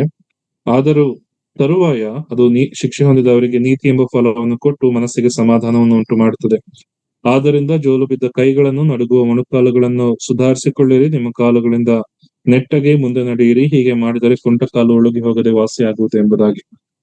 ದೇವರ ಕೊಡುವಂತಹ ಶಿಕ್ಷೆಗಳು ಅದು ಯೋಬನಿಗೆ ಬಂದ ಹಾಗೆ ಶೋಧನೆಯಾಗಿರಬಹುದು, ಅಥವಾ ನಮ್ಮ ತಪ್ಪಿಗೆ ದೇವರು ಕೊಡುವಂತಹ ಶಿಕ್ಷೆಯಾಗಿರಬಹುದು. ಅನೇಕ ಬಾರಿ ಆ ಶಿಕ್ಷೆಯನ್ನು ನಾವು ಹಾದು ಹೋಗದೆ ಇರುವಾಗ, ಆ ಶಿಕ್ಷೆಯನ್ನು ನಾವು ಸಹಿಸಿಕೊಳ್ಳದೆ ಇರುವಾಗ ನಾವು ನೋಡ್ತೇವೆ ಕುಂಟರಾಗಿ ಬಿಡ್ತೇವೆ. ಮತ್ತು ಆ ಶಿಕ್ಷೆಯನ್ನು ನಾವು ಸಹಿಸಿಕೊಳ್ಳದೆ ಹೋಗುವಾಗ ಅದು ನಮಗೆ ನೀತಿ ಎಂಬ ಫಲವನ್ನು ಕೊಡೋದಿಲ್ಲ, ನಮ್ಮ ಮನಸ್ಸಿಗೆ ಸಮಾಧಾನವನ್ನು ಉಂಟು ಮಾಡೋದಿಲ್ಲ. ಆ ಶಿಕ್ಷೆಯ ಅವಧಿಯನ್ನು ನಾವು ಹಾದು ಹೋಗ್ಲೇಬೇಕು. ವಿಶ್ವಾಸಿಗಳಾಗಿರುವಾಗ ನಾವು ದಾರಿ ತಪ್ಪೇವೆ. ಯಾಕಂದ್ರೆ ನಮ್ಮ ಜೀವಿತದಲ್ಲಿ ಇನ್ನೂ ಸಹ ದೇಹದ ಆಶೆ, ಶರೀರದ ಆಶೆ ಬಹಳವಾಗಿದೆ. ದೇವರ ಶಿಕ್ಷೆಯನ್ನು ನಾವು ಹೊಂದಿಕೊಳ್ತೇವ. ನಾವು ನೋಡ್ತೇವೆ ಈಗಿನ ದಿನಗಳಲ್ಲಿ ಮಕ್ಕಳು ಶಾಲೆಯಲ್ಲಿ ಹೋಗುವಾಗ ಅವ್ರಿಗೆ ಬೈಬಾರದು, ಹೊಡೆಯಬಾರದು ಎಂಬುದಾಗಿ ಅನೇಕ ರೀತಿಯ ಕಾನೂನುಗಳಿದೆ. ಆದ್ರೆ ದೇವರ ವಾಕ್ಯ ನಾವು ನೋಡ್ತೇವೆ, ದೇವರ ವಾಕ್ಯ ಖಂಡಿತವಾಗಿ ನಮ್ಮನ್ನ ಶಿಕ್ಷಿಸ್ತದೆ, ದೇವರ ವಾಕ್ಯ ಖಂಡಿತವಾಗಿ ನಮ್ಮನ್ನ ಗದರಿಸ್ತದೆ, ದೇವರ ವಾಕ್ಯ ಖಂಡಿತವಾಗಿ ನಮ್ಮನ್ನ ಎಚ್ಚರಿಸ್ತದೆ. ದೇವರು ನೇರವಾಗಿ ಬಂದು ಮಾತಾಡದೆ ಹೋದ್ರು ಅನೇಕ ಸೇವಕರುಗಳು ನಮ್ಮನ್ನ ಗದರಿಸಬಹುದು, ಅನೇಕ ಸೇವಕರುಗಳು ನಮ್ಮನ್ನು ಎಚ್ಚರಿಸಬಹುದು. ನಾವುಗಳು ದೇವರ ವಾಕ್ಯವನ್ನು ಓದುವಾಗ, ದೇವರು ನಮ್ಮೊಂದಿಗೆ ಮಾತನಾಡುವಾಗ ಅನೇಕ ರೀತಿಯಲ್ಲಿ ದೇವರು ನಮ್ಮನ್ನ ತಿದ್ದುಪಡಿ ಮಾಡ್ಕೊ ಎಂಬುದಾಗಿ ಗದರಿಸಬಹುದು. ಆದ್ರೆ ನಾವು ಆ ಗದರಿಕೆಗೆ, ಆ ಶಿಕ್ಷೆಗಳಿಗೆ ಒಳಗಾಗದೆ ಹೋದ್ರೆ ನಾವು ಖಂಡಿತವಾಗಿ ಕುಂಟರಾಗಿ ಹೋಗ್ತೇವೆ. ಇಲ್ಲಿ ನಾವು ನೋಡ್ತೇವೆ, ನಮ್ಮ ಕಾಲುಗಳಿಂದ ನೆಟ್ಟಗೆ ನಡೆಯಲು ಸಾಧ್ಯವಿಲ್ಲ, ಕುಂಟ ಕಾಲು ಇನ್ನೂ ಉಳುಗಿ ಹೋಗ್ತದೆ ಎಂಬುದಾಗಿ ನಾವು ನೋಡ್ತೇವೆ. ಯಾವಾಗ ನಾವು ದೇವರ ಶಿಕ್ಷೆಯನ್ನ ಸಹಿಸಿಕೊಳ್ತೇವೋ, ದೇವರ ಶಿಕ್ಷೆಗೆ ನಾವು ವಿಧೇಯರಾಗಿ ಕಾದುಕೊಂಡಿರ್ತೇವೋ, ಆಗ ಮಾತ್ರವೇ ಅದು ನೀತಿ ಎಂಬ ಫಲವನ್ನು ಕೊಟ್ಟು ನಮ್ಮ ಮನಸ್ಸಿಗೆ ಸಮಾಧಾನವನ್ನು ಉಂಟು ಮಾಡುತ್ತದೆ. ಮಾತ್ರವಲ್ಲ, ಆ ಶಿಕ್ಷೆಯನ್ನು ಹೊಂದಿಕೊಳ್ಳುವಾಗ ನಮ್ಮ ಕೈ ಕಾಲುಗಳು ಜೋಲು ಬಿದ್ದು ಹೋಗಿರ್ತದೆ, ನಮ್ಮ ಮೊಣಕಾಲುಗಳು ನಡಕ್ತಿರ್ತದೆ. ಇದನ್ನು ಸಹ ನಾವು ಶಿಕ್ಷೆಯನ್ನು ಸಹಿಸಿಕೊಳ್ಳುವಾಗ ನಮಗೆ ನೀತಿ ಎಂಬ ಫಲ ಸಿಕ್ಕುವುದು ಮಾತ್ರವಲ್ಲ, ನಮ್ಮ ಮನಸ್ಸಿಗೆ ಸಮಾಧಾನ ಸಿಕ್ಕುವುದು ಮಾತ್ರವಲ್ಲ, ನಮ್ಮ ಕೈಕಾಲುಗಳ ಒಂದು ಉಳುಕು ನೆಟ್ಟಗಾಗಿ ನಮ್ಮ ಜೋಲು ಬಿದ್ದ ಕೈಗಳು ಬಲವನ್ನು ಹೊಂದಿಕೊಂಡು, ಕ್ರಿಸ್ತನ ಬಲವನ್ನು ಹೊಂದಿಕೊಂಡು ನಮ್ಮ ಕಾಲು ಸರಿ ಹೋಗ್ತದೆ ಎಂಬುದಾಗಿ ನಾವು ನೋಡ್ತೇವೆ. ಯೆಶಾಯನು ಹೇಳ್ತಾನಲ್ವಾ, ಯೆಹೋವನನ್ನು ನಿರೀಕ್ಷಿಸುವವರು ಹೊಸ ಬಲವನ್ನು ಹೊಂದುತ್ತಾರೆ ಎಂಬುದಾಗಿ. ಯಾವ ಶಿಕ್ಷೆಗಳು, ಯಾವ ಹಿಂಸೆಗಳಲ್ಲಿ ನಾವು ಹಾದು ಹೋದಾಗಿ ಸಹ ನಾವು ದೇವರನ್ನು ನಿರೀಕ್ಷಿಸುವಾಗ ದೇವರು ನಮಗೆ ಖಂಡಿತವಾಗಿ ಬಲವನ್ನು ಕೊಡ್ತಾನೆ. ಆದ್ರೆ ಅದಕ್ಕೆ ನಮಗೆ ತಾಳ್ಮೆ ಬೇಕು ಎಂಬುದಾಗಿ ಪೌಲನು ಹೇಳ್ತಾ ಬರ್ತಾನೆ. ಈ ರೀತಿಯಲ್ಲಿ ದೇವರ ಶಿಕ್ಷೆಗಳನ್ನು ನಾವು ಸಹಿಸಿಕೊಳ್ಳುವಾಗ ನಮ್ಮ ಕುಂಟತನ ಹೋಗಿ ದೇವರ ಸೇವೆಯನ್ನು ಮಾಡಲು ನಾವು ಯೋಗ್ಯರಾಗ್ತೇವೆ. ಮತ್ತು ಮೂರನೇದಾಗಿ ನಾವು ನೋಡ್ತಾ ಬಂದಂತ ಸಂಗತಿ ಕೊರೆಮುಗ ಎಂಬುದಾಗಿ, ಫ್ಲಾಟ್ ನೋಸ್ ಪರ್ಸನ್ ಎಂಬುದಾಗಿ KJV ವರ್ಷನ್ ಹೇಳ್ತಾರೆ. ಈ ಕೊರೆಮಗನ ಸಂಗತಿಗಳು, ಆತನ ದೇಹ ಎಲ್ಲಾ ಸರಿಯಾಗಿದೆ, ದೇಹವೆಲ್ಲಾ ಸದೃಢವಾಗಿದೆ, ದೇವರ ಸೇವೆ ಮಾಡಲು ಯೋಗ್ಯವಾಗಿದೆ. ಆದ್ರೆ ಆತನ ಮುಖದ ಮಧ್ಯಭಾಗ ಅಥವಾ centre part of his face ಅದು ಓರೆಯಾಗಿದೆ, ಅಥವಾ ಅದು ಸುಂದರವಾಗಿಲ್ಲ. ಒಂದು ಮೂಗು ಚಪ್ಪಟೆ ಆಗಿದೆ ಅಥವಾ ಮೂಗು ಅದು ಸ್ವಲ್ಪ ಬಾಗಿದೆ. ಇದು ನೋಡುವಾಗ ಮನುಷ್ಯನನ್ನ ದೇವರು ಸುಂದರವಾಗಿ ಸೃಷ್ಟಿಸುವಾಗ, ತನ್ನ ಕೈಗಳಿಂದ ಅದ್ಭುತವಾಗಿ ರೂಪಿಸುವಾಗ ಆತನನ್ನ ಸುಂದರನಾಗಿ ರೂಪಿಸ್ತಾನೆ. ಆದ್ರೆ ನಾವಿಲ್ಲಿ ನಾವು ನೋಡ್ತೇವೆ, ಮನುಷ್ಯನ ರೂಪ ಅದು ಕುರೂಪವಾಗಿ ಹೋಗಿದೆ. ಮನುಷ್ಯನ ಈ ರೀತಿ ಕುರೂಪಿಯಾಗುವಾಗ ಆತನ ದೇವರ ಮುಂದೆ ಬರಲು ಸಾಧ್ಯವಿಲ್ಲ ಎಂಬುದಾಗಿ ಹಳೆ ಒಡಂಬಡಿಕೆಯಲ್ಲಿ ಹೇಳಿದ್ರೆ, ಇದನ್ನೇ ನಾವು ಹೊಸ ಒಡಂಬಡಿಕೆಯಲ್ಲಿ ಸಹ ಪೌಲನು ತಿಮೋಥೆಯನಿಗೆ ಬರೆಯುತ್ತಾ ಸೌಂದರ್ಯದ ಕುರಿತಾಗಿ ಅದನ್ನು ಬರೀತಾ ಬರ್ತಾನೆ. ಪುರುಷರಿಗೂ ಮತ್ತು ಸ್ತ್ರೀಯರಿಗೂ, 1 ತಿಮೋಥೆ 2ನೇ ಅಧ್ಯಾಯ 8-10 ವಚನ. ಪುರುಷರು ಎಲ್ಲಾ ಸ್ಥಳಗಳಲ್ಲಿ ಕೋಪವು ವಾಗ್ವಾದವು ಇಲ್ಲದವರಾಗಿ ಭಕ್ತಿಪೂರ್ವಕವಾಗಿ ಕೈಗಳನ್ನ ಎತ್ತಿ ಪ್ರಾರ್ಥಿಸಬೇಕು. ಪುರುಷರಲ್ಲಿ ಯಾವಾಗ ಆ ಒಂದು ಸೌಂದರ್ಯ ನೆಲೆಗೊಂಡಿರ್ತದೆ, ಆ ಒಂದು ಕೊರೆ ಮೂಗು ಕಾಣುವುದಿಲ್ಲ ಎಂಬುದಾಗಿ ನಾವು ನೋಡುವಾಗ, ಯಾವಾಗ ನಾವು ಕೋಪವಿಲ್ಲದವರಾಗಿ, ವಾಗ್ವಾದ ಇಲ್ಲದವರಾಗಿ, ಭಕ್ತಿ ಪೂರ್ವಕವಾಗಿ ನಮ್ಮ ಆತ್ಮೀಕ ವಿಚಾರಗಳನ್ನ ನಾವು ಮಾಡುವವರಾಗಿ ನಾವು ಪ್ರಾರ್ಥಿಸುವಾಗ ನಮ್ಮಲ್ಲಿರುವಂತಹ ಆ ಒಂದು ಕೊರೆ ಮೂಗುತನ ಅಥವಾ ಆ ಒಂದು ಸುಂದರತೆ ನಮ್ಮಲ್ಲಿ ತುಂಬುವಂತದ್ದಾಗಿರ್ತದೆ. ಆದ್ರೆ ನಾವು ಯಾವಾಗ ದೇವರ ವಾಕ್ಯಗಳನ್ನ ಅಥವಾ ವಿರೋಧಿಸಿ ನಾವು ಕೋಪ ಉಳ್ಳವರಾಗಿ ವಾಗ್ವಾದವನ್ನು ಮಾಡೋದಾದ್ರೆ, ನಾವು ನೋಡ್ತೇವೆ ಕೋಪದಲ್ಲಿ ಮೂಗು ಕೊಯ್ಕೊಂಡ ಎಂಬುದಾಗಿ. ಅದೇ ರೀತಿಯಲ್ಲಿ ನಮ್ಮ ಆ ಒಂದು ಸುಂದರತೆ ಅದು ಹೋಗುವಂತದ್ದಾಗಿರ್ತದೆ. ಮತ್ತು ಸುಂದರತೆಯನ್ನು ಕಳಕೊಳ್ಳುವಾಗ ದೇವರ ಸನ್ನಿಧಾನದಲ್ಲಿ ನಾವು ಸೇವೆ ಮಾಡಲು ಯೋಗ್ಯರಲ್ಲ. ಅದೇ ರೀತಿಯಲ್ಲಿ ಸ್ತ್ರೀಯರು ಸಹ ಮಾನಸ್ಥಿಯರಾಗಿಯೂ ಡಂಬವಿಲ್ಲದವರಾಗಿಯೂ ಇದ್ದು ಮರ್ಯಾದೆಗೆ ತಕ್ಕ ಉಡುಪನ್ನ ಉಟ್ಟುಕೊಳ್ಳಬೇಕೆಂಬುದಾಗಿ ಅಪೇಕ್ಷಿಸುತ್ತೇನೆ ಎಂಬುದಾಗಿ. ಜಡೆ, ಚಿನ್ನ, ಮುತ್ತು, ಬೆಲೆಯುಳ್ಳ ವಸ್ತ್ರ ಇವುಗಳಿಂದ ಅಲಂಕರಿಸಿಕೊಳ್ಳದೆ ದೈವ ಭಕ್ತಿಯರೆನಿಸಿಕೊಳ್ಳುವ ಸ್ತ್ರೀಯರಿಗೆ ಯುಕ್ತವಾಗಿರುವ ಪ್ರಕಾರ ಸತ್ಕ್ರಿಯೆಗಳಿಂದಲೇ ಅಲಂಕರಿಸಿಕೊಳ್ಳಬೇಕೆಂಬುದಾಗಿ. ದೇವರ ವಾಕ್ಯ ನೋಡಿ, ಸ್ತ್ರೀಯರ ಒಂದು ಕುರಿತಾಗಿ ಹೇಳುವಾಗ, ಸ್ತ್ರೀಯರು ಅನೇಕ ರೀತಿಯಲ್ಲಿ ಈ ದಿನಗಳಲ್ಲಿ ನಾವು ಬ್ಯೂಟಿ ಪ್ರಾಡಕ್ಟ್ಸ್ ನ ಅಥವಾ ಅವರ ಸುಂದರತೆಯನ್ನ ಇನ್ನೂ ಹೆಚ್ಚಾಗಿ ಮಾಡಿಕೊಳ್ಳುವಂತಹ ಅನೇಕ ಸಂಗತಿಗಳು, ಟೆಕ್ನಾಲಜಿಗಳು ಈ ದಿನಗಳಲ್ಲಿದೆ. ಆದ್ರೆ ದೇವರ ವಾಕ್ಯ ನಮಗೆ ಹೇಳುವಂತದ್ದು, ಅದೇನೇ ಇದ್ದಾಗಿ ಸಹ ನಿಮಗೆ ಅಲಂಕಾರವನ್ನು ಉಂಟು ಮಾಡಲು ಒಡವೆಗಳಿದೆ, ವಸ್ತ್ರಗಳಿದೆ, ಮತ್ತು ಇನ್ನ ಅನೇಕ ಸಂಗತಿಗಳಿದೆ. ಜಡೆ, ಚಿನ್ನ, ಮುತ್ತು, ಬೆಲೆಯುಳ್ಳ ವಸ್ತ್ರಗಳಿವೆ. ಆದ್ರೆ ಇದು ನಿಮ್ಮನ್ನು ಇದರಿಂದ ನೀವು ಅಲಂಕರಿಸಿಕೊಳ್ಳೋದಾದ್ರೆ ನೀವು ಸುಂದರರಾಗುವುದಿಲ್ಲ. ಆದ್ರೆ ದೇವರ ವಾಕ್ಯ ಹೇಳೋದೇನೆಂದ್ರೆ, ದೇವ ಭಕ್ತಿಯರೆನಿಸಿಕೊಳ್ಳುವ ಸ್ತ್ರೀಯರಿಗೆ ಯುಕ್ತವಾಗಿರುವ ಪ್ರಕಾರ, ಅಂದ್ರೆ ದೇವ ಭಕ್ತಿಯರಾಗಿರ್ಬೇಕಾದ್ರೆ ಅದಕ್ಕೆ ತಕ್ಕ ಹಾಗೆ, ಆ ಸ್ತ್ರೀಯರಿಗೆ ತಕ್ಕ ಹಾಗೆ ನೀವು ಸತ್ಕ್ರಿಯೆಗಳಿಂದಲೇ ಅಲಂಕರಿಸಿಕೊಳ್ಳ್ರಿ.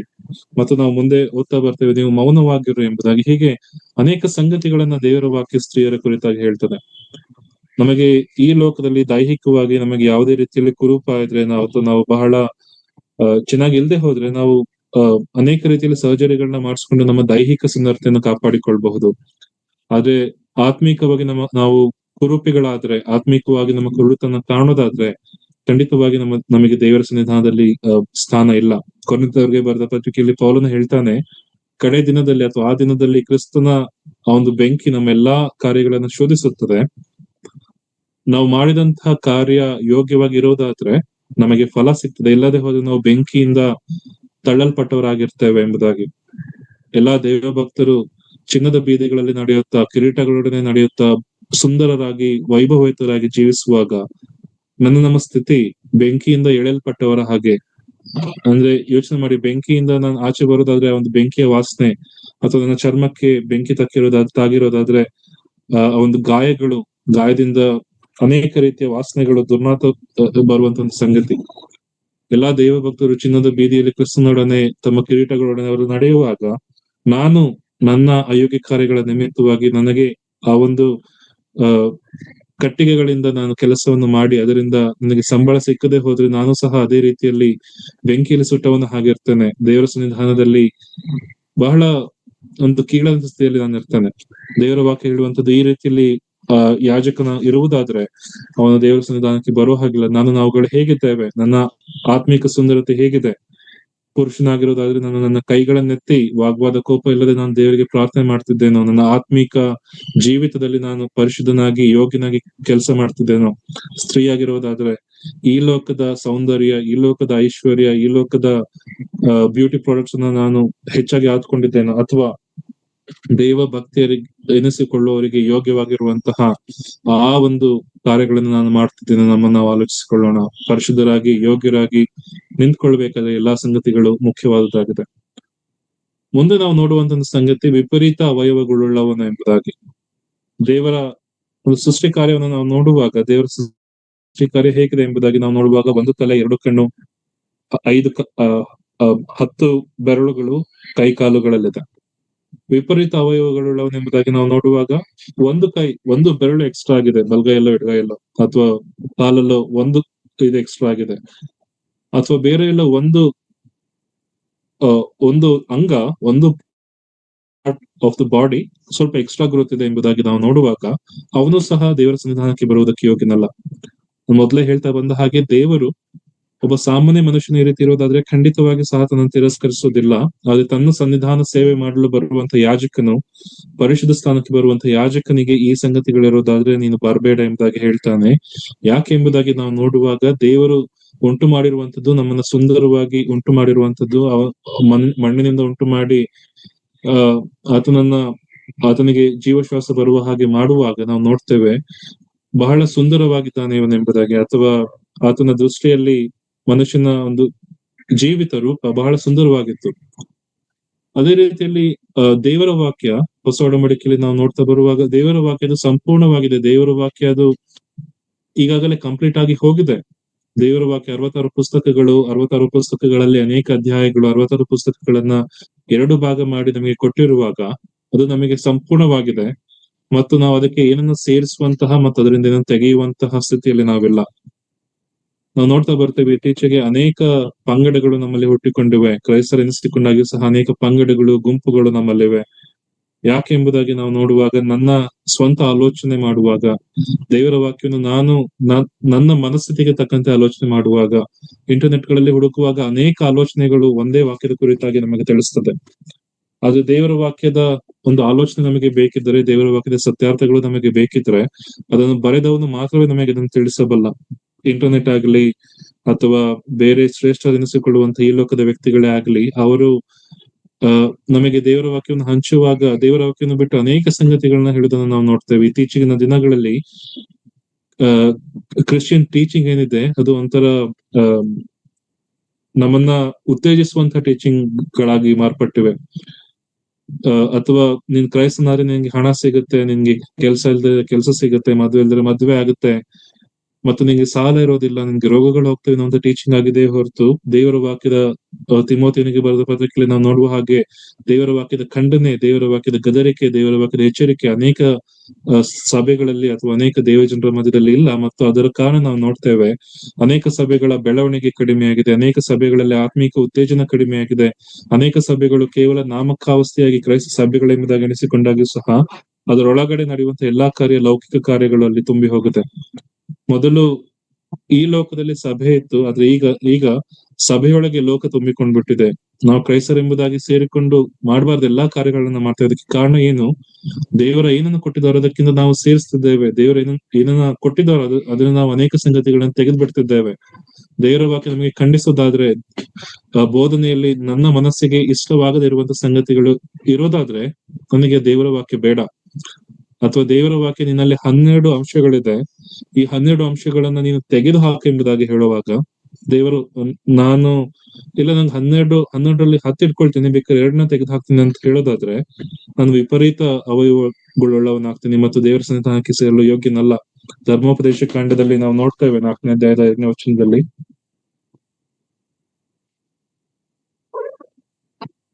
ಧರ್ಮೋಪದೇಶ ಕಾಂಡ 4:2, ನಿಮ್ಮ ದೇವರಾದ ಯೆಹೋವನು ಕೊಟ್ಟ ಆಜ್ಞೆಗಳನ್ನೇ ನಾನು ನಿಮಗೆ ತಿಳಿಸ್ತಾ ಇದ್ದೇನೆ. ಈ ಮಾತುಗಳನ್ನ ನೀವು ಕೈಕೊಳ್ಳಬೇಕೇ ಹೊರತು ಅವುಗಳಿಗೆ ಏನು ಕುಡಿಸಬಾರದು, ಅವುಗಳಿಂದ ಏನು ತೆಗೆದು ಬಿಡಬಾರದು ಎಂಬುದಾಗಿ. ಹಳೆ ಒಡಂಬಡಿಕೆಯಲ್ಲಿ ಮೋಶೆ ಇಸ್ರಾಯೇಲರಿಗೆ ಹೇಳ್ತಾನೆ, ಯೆಹೋವನು ನನಗೆ ಏನನ್ನು ಕೊಟ್ಟಿದ್ದಾನೋ ಅದನ್ನೇ ನಾನು ನಿಮ್ಗೆ ಕೊಡ್ತಿದ್ದೇನೆ, ಅದಕ್ಕೆ ಏನನ್ನು ಸೇರಿಸಬೇಡಿ ಮತ್ತು ಅದರಿಂದ ಏನನ್ನು ತೆಗೆಯಬೇಡಿ ಎಂಬುದಾಗಿ. ಅದನ್ನೇ ಪ್ರಕಟಣೆಯಲ್ಲಿ ಇನ್ನೂ ಭಯಂಕರವಾದಂತಹ ರೀತಿಯಲ್ಲಿ ಕ್ರಿಸ್ತನು ಯೋಹಾನನ ಮುಖಾಂತರವಾಗಿ ತಿಳಿಸ್ತಾನೆ. ಪ್ರಕಟಣೆ 22ನೇ ಅಧ್ಯಾಯದ 18ರಿಂದ 19ನೇ ವಚನ, ಈ ಪುಸ್ತಕದ ಪ್ರವಾದನ ವಾಕ್ಯಗಳನ್ನು ಕೇಳುವ ಪ್ರತಿಯೊಬ್ಬನಿಗೆ ನಾನು ಹೇಳುವ ಸಾಕ್ಷಿ ಏನೆಂದರೆ, ಇವುಗಳಿಗೆ ಯಾವನಾದರೂ ಹೆಚ್ಚು ಮಾತುಗಳನ್ನು ತಂದು ಹಾಕಿದರೆ ದೇವರವನ ಮೇಲೆ ಈ ಪುಸ್ತಕದಲ್ಲಿ ಬರೆದಿರುವ ಉಪದ್ರವಗಳನ್ನು ತಂದು ಹಾಕುವನು. ಯಾವನಾದರೂ ಪ್ರವಾದನ ಪುಸ್ತಕದಲ್ಲಿರುವ ಮಾತುಗಳಲ್ಲಿ ಒಂದನ್ನಾದರೂ ತೆಗೆದು ಬಿಟ್ಟರೆ ಈ ಪುಸ್ತಕದಲ್ಲಿ ಬರೆದಿರುವ ಪರಿಶುದ್ಧ ಪಟ್ಟಣದಲ್ಲಿಯೂ ಜೀವವೃಕ್ಷದಲ್ಲಿಯೂ ಅವನಿಗಿರುವ ಪಾಲನ್ನು ದೇವರು ತೆಗೆದು ಬಿಡುವನೆಂಬುದಾಗಿ. ದೇವರ ವಾಕ್ಯಗಳನ್ನು ನಾವು ಅದು ಏನಿದೆಯೋ ಹೇಗಿದೆಯೋ ಅದನ್ನೇ ಗಮನಿಸ್ತಿದ್ದೇವಾ, ಅಥವಾ ದೇವರ ವಾಕ್ಯ ನನಗೆ ಹೇಗೆ ಬೇಕೋ ತಿಳ್ಕೊಳ್ತಿದ್ದೇನೆ.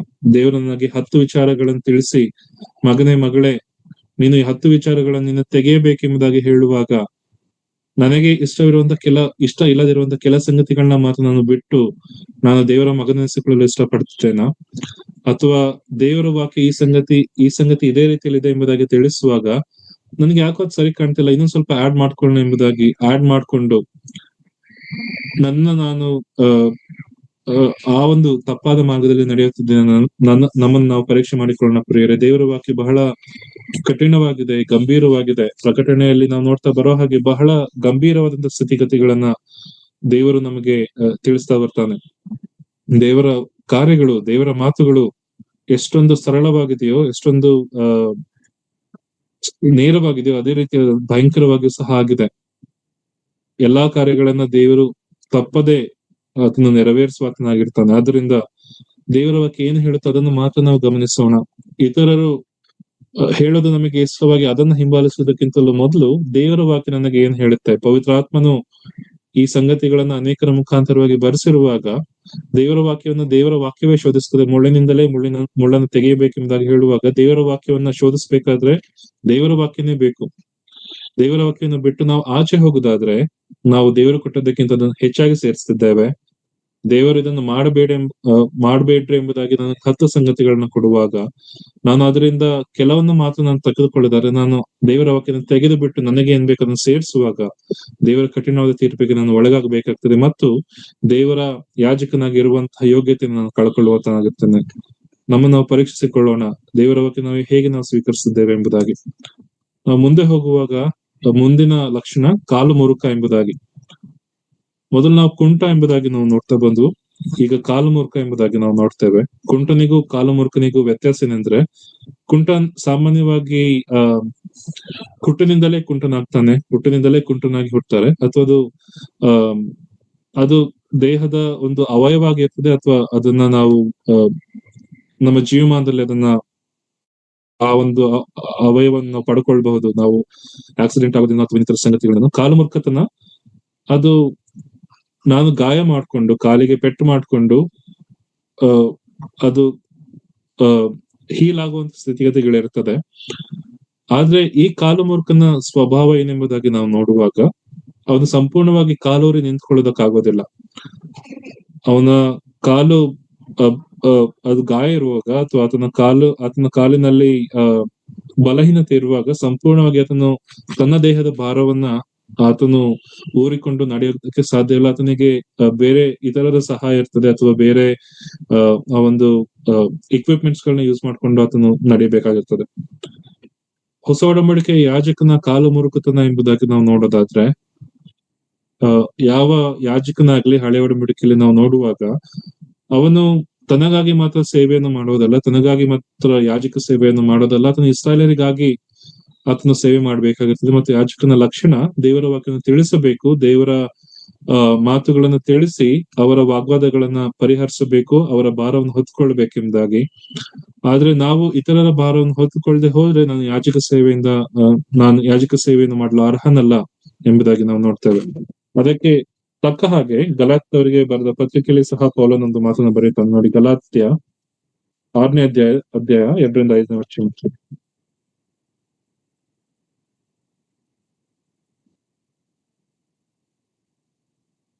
ಗಲಾತ್ಯ 6ನೇ ಅಧ್ಯಾಯ 2-5 ವಚನ.